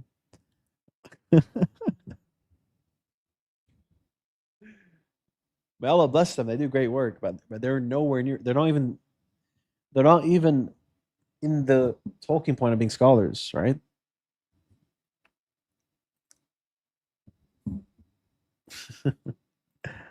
But yeah, exactly. Who commented this here? Yeah, they literally throw Jesus under the bus to rebut us, right? Obviously, we account for the fact that Jesus wasn't actually a failed apocalyptic prophet, right? We account for that, right? But for them, they're like, oh yeah, he's a failed apocalyptic prophet, therefore, Bart Ehrman's wrong and whatnot. Which we don't have to take everything from Bart Ehrman, obviously. This is how goofy it gets. They say, note the mention of the Son of Man coming with the clouds of heaven and approaching the Ancient of Days into his presence. This perfectly mirrors the miraculous event of the night journey, which Muhammad was taken up to the heavens, where he met and spoke with God. We see that once again. Muhammad perfectly fulfills these events, which Daniel foretold about the Son of Man. Oh man, like, what do you even do with this stuff? What? And then they make the same argument that was made in the debate. E.P. Sanders says Jesus never claimed to be the Son of Man. He's talking about somebody else. This has got to be Muhammad. This is the proof, you see? But Dawa bros, what are we doing? In Daniel 7, the Son of Man comes with the clouds. He enters God's presence, but he doesn't like temporarily ascend there on a flying horse. Okay? He's permanently enthroned. He receives everlasting dominion over all the nations. Okay? And all nations will palak. They will serve him. They give him divine service. Muhammad could. He doesn't know that the Prophet ﷺ is going to be enthroned, right? He doesn't know that the Prophet ﷺ entered into the heavens, like the book says. Son of Man comes with the clouds. Again, we're going to address that in the future. He's just coming with heavenly forces. That's all it means. Receives everlasting dominion over all nations. Yeah, his nation, his dominion, the Prophet ﷺ's dominion, go from east to west, according to the hadith. Goes from east to west. All nations palachim. Again, palach is not something that would be necessarily worship due to God alone. Right? We can dispute that easily. This is a coronation scene of a king who co-rules with God and receives divine. I can't even see that, but he's a heavenly judge. Okay, yeah, we can say the Prophet.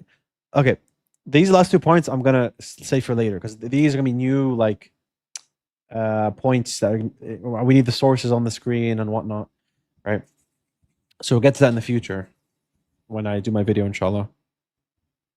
The video is gonna be like 40-50 minutes long, heavily edited and whatnot.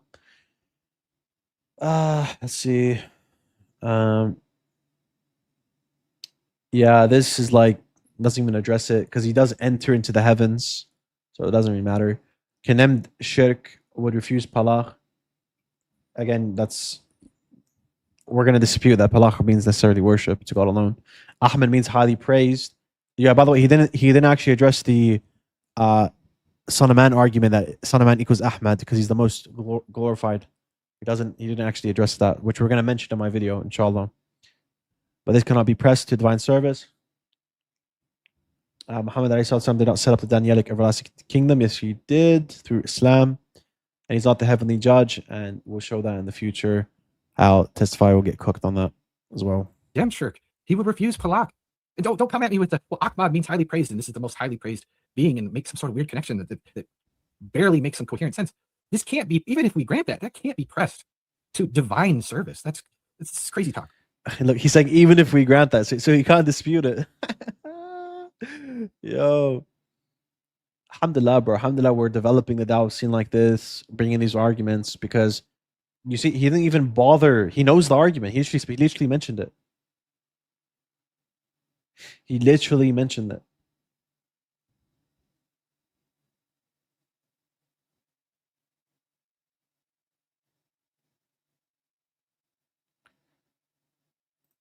So this is mentioned. Look at chapter 17, verse 79 of the Quran. It mentions Maqam Mahmud. Then you go to Tafsir al-Tabari. We have people from the Salaf accepting that the Prophet ﷺ will sit on the throne of God. He will actually sit on the Arsh. Okay. Yeah, this was a common view amongst the earliest Muslims. They believed the Prophet was going to sit on the throne of God on the Day of Judgment. So this is what I'm saying. This is how ignorant this guy is. He doesn't know this stuff. We're going to bring it up in the video. We're going to show a great case, inshallah, if Allah wills, that the Prophet Muhammad ﷺ is the Son of Man. And by the way, remember when he mentioned first Enoch, right? Where is it?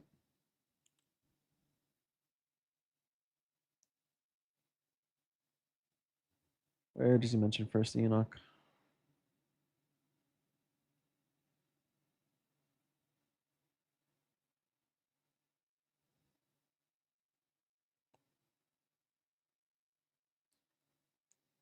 Muhammad did not set up the Danielic everlasting kingdom. We talked about that in the previous 2 videos. And I don't know where he's thought of as the heavenly judge like we see in Ezekiel. Okay.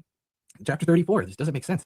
Daniel describes a coronation scene of a king who co-rules with God and receives divine service and is the heavenly judge, right? He's the judge of all of these nations. It echoes what we see in Psalm 2 about the anointed king and the nation saying like, hey, we don't have to have this person ruling over us. These beasts are pushed aside, right? Just like there's the similarities there, right? And so, yeah, all nations will serve him, right? Kiss the Son, lest he be angry, right? Blessed are all those who take refuge in him. Daniel is riffing off of, I don't know, the continuation of the rest of the prophets, like David, who saw these things and was given these promises, okay? And so, like, stop it. This is weird. And so, to conclude, Ehrman is just wrong. Jesus does refer to himself as the Son of Man. This is why their ideas here, it's a minority position, okay? But it's even if it's a minority position, that doesn't make it wrong. It's just based on a bad argument. But even if Ehrman is right, that doesn't help you, Dawa guys. His argument is that Jesus is a failed apocalyptic prophet who predicted the person who betrayed him to sit on a throne with him. And they're using that criterion of embarrassment to say, oh, Jesus really said that. It must be, you know, like. No, just because we appeal to Bar Ehrman doesn't mean we believe in all of his arguments he uses. Come on, dude. Ermin would laugh in your face if you said the Son of Man was a prophet. Yeah, and Ermin would laugh in your face if you say that if you say that Jesus fulfilled any messianic prophecies. And by the way, when he says divine figure, like, dude, this guy, man.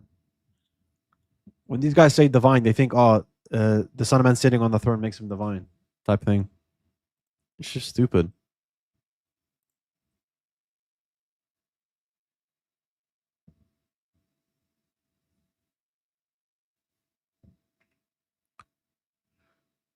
Is it only Ermin? No, there's many. It's many. It's actually a majority view in German scholarship. Well, what are we doing? Bring this to Ermin. Please do this. Please. Pay whatever Ermin has for a speaking fee. Some of you guys have millions of subscribers. Surely one of these big Dawa channels can afford this. Invite Ermin on, just like Muhammad Hijab did, and ask him what he thinks of this argument that you're making. Because I guarantee you, Ermin's going to laugh in your guys' face if you're going to say that you think that there's a good argument to be made here that the Son of Man is Muhammad. Because he thinks that in Jewish thought, this was a cosmic divine figure, and that Jesus is just another mistaken prophet. He's not predicting somebody else. Please, I beg you, do it. Wait, what? He does say he's predicting something else, someone else. What are you talking about? Exactly. We generally confirm Bar Ermin. Bar, you guys are getting it now. You guys are getting it. For them, they're always in false dichotomies. For us, bro, we're always generally confirming.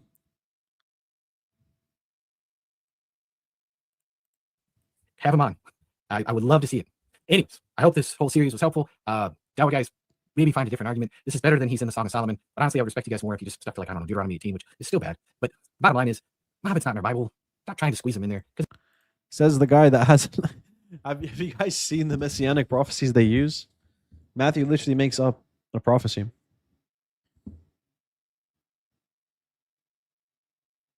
Anyways.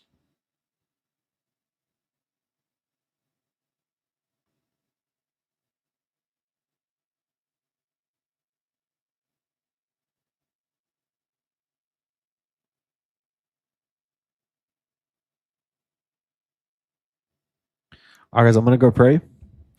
And I want to head out. Later, inshallah, we're going to go through all of his arguments in my Son of Man video. You just have to wait for inshallah. But for the Daniel 2 rebuttals he made, probably going to be on the Be Honest channel, to be honest. But the Son of Man stuff, I'll be covering inshallah. All right. So me, as a kuffar here, I think that sitting on the throne of God is divine worship. And if you sit on the throne of God, it can't be Prophet Muhammad, because that's shirk. You're doing a shirk. And I'm telling you, even, bro, like, okay, he's the most praised. I'll give you that. Oh, but so what? He didn't bring the Danielic kingdom. And me as a and you stutter. And you're baked and you're cooked and you're baked and you're cooked and you stutter.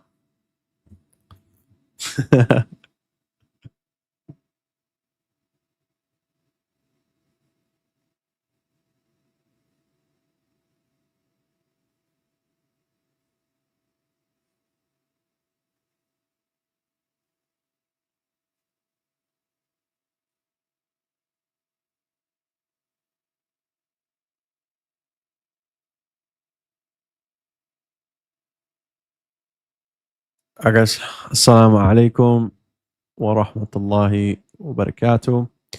See you guys soon, inshallah. Might be live tomorrow, if not after tomorrow. And just, yeah, if you want to apply for the course, like I said before, just DM me on Discord if you can't afford it. Otherwise, the link, like I showed before, it's going to be on Libya's YouTube posts, my YouTube posts. So just go over there, inshallah, and sign up. The syllabuses are located, or the syllabus is located on my channel. I don't think Libyan has posted it yet. But anyways, assalamu alaikum wa rahmatullahi wa barakatuh. Take care.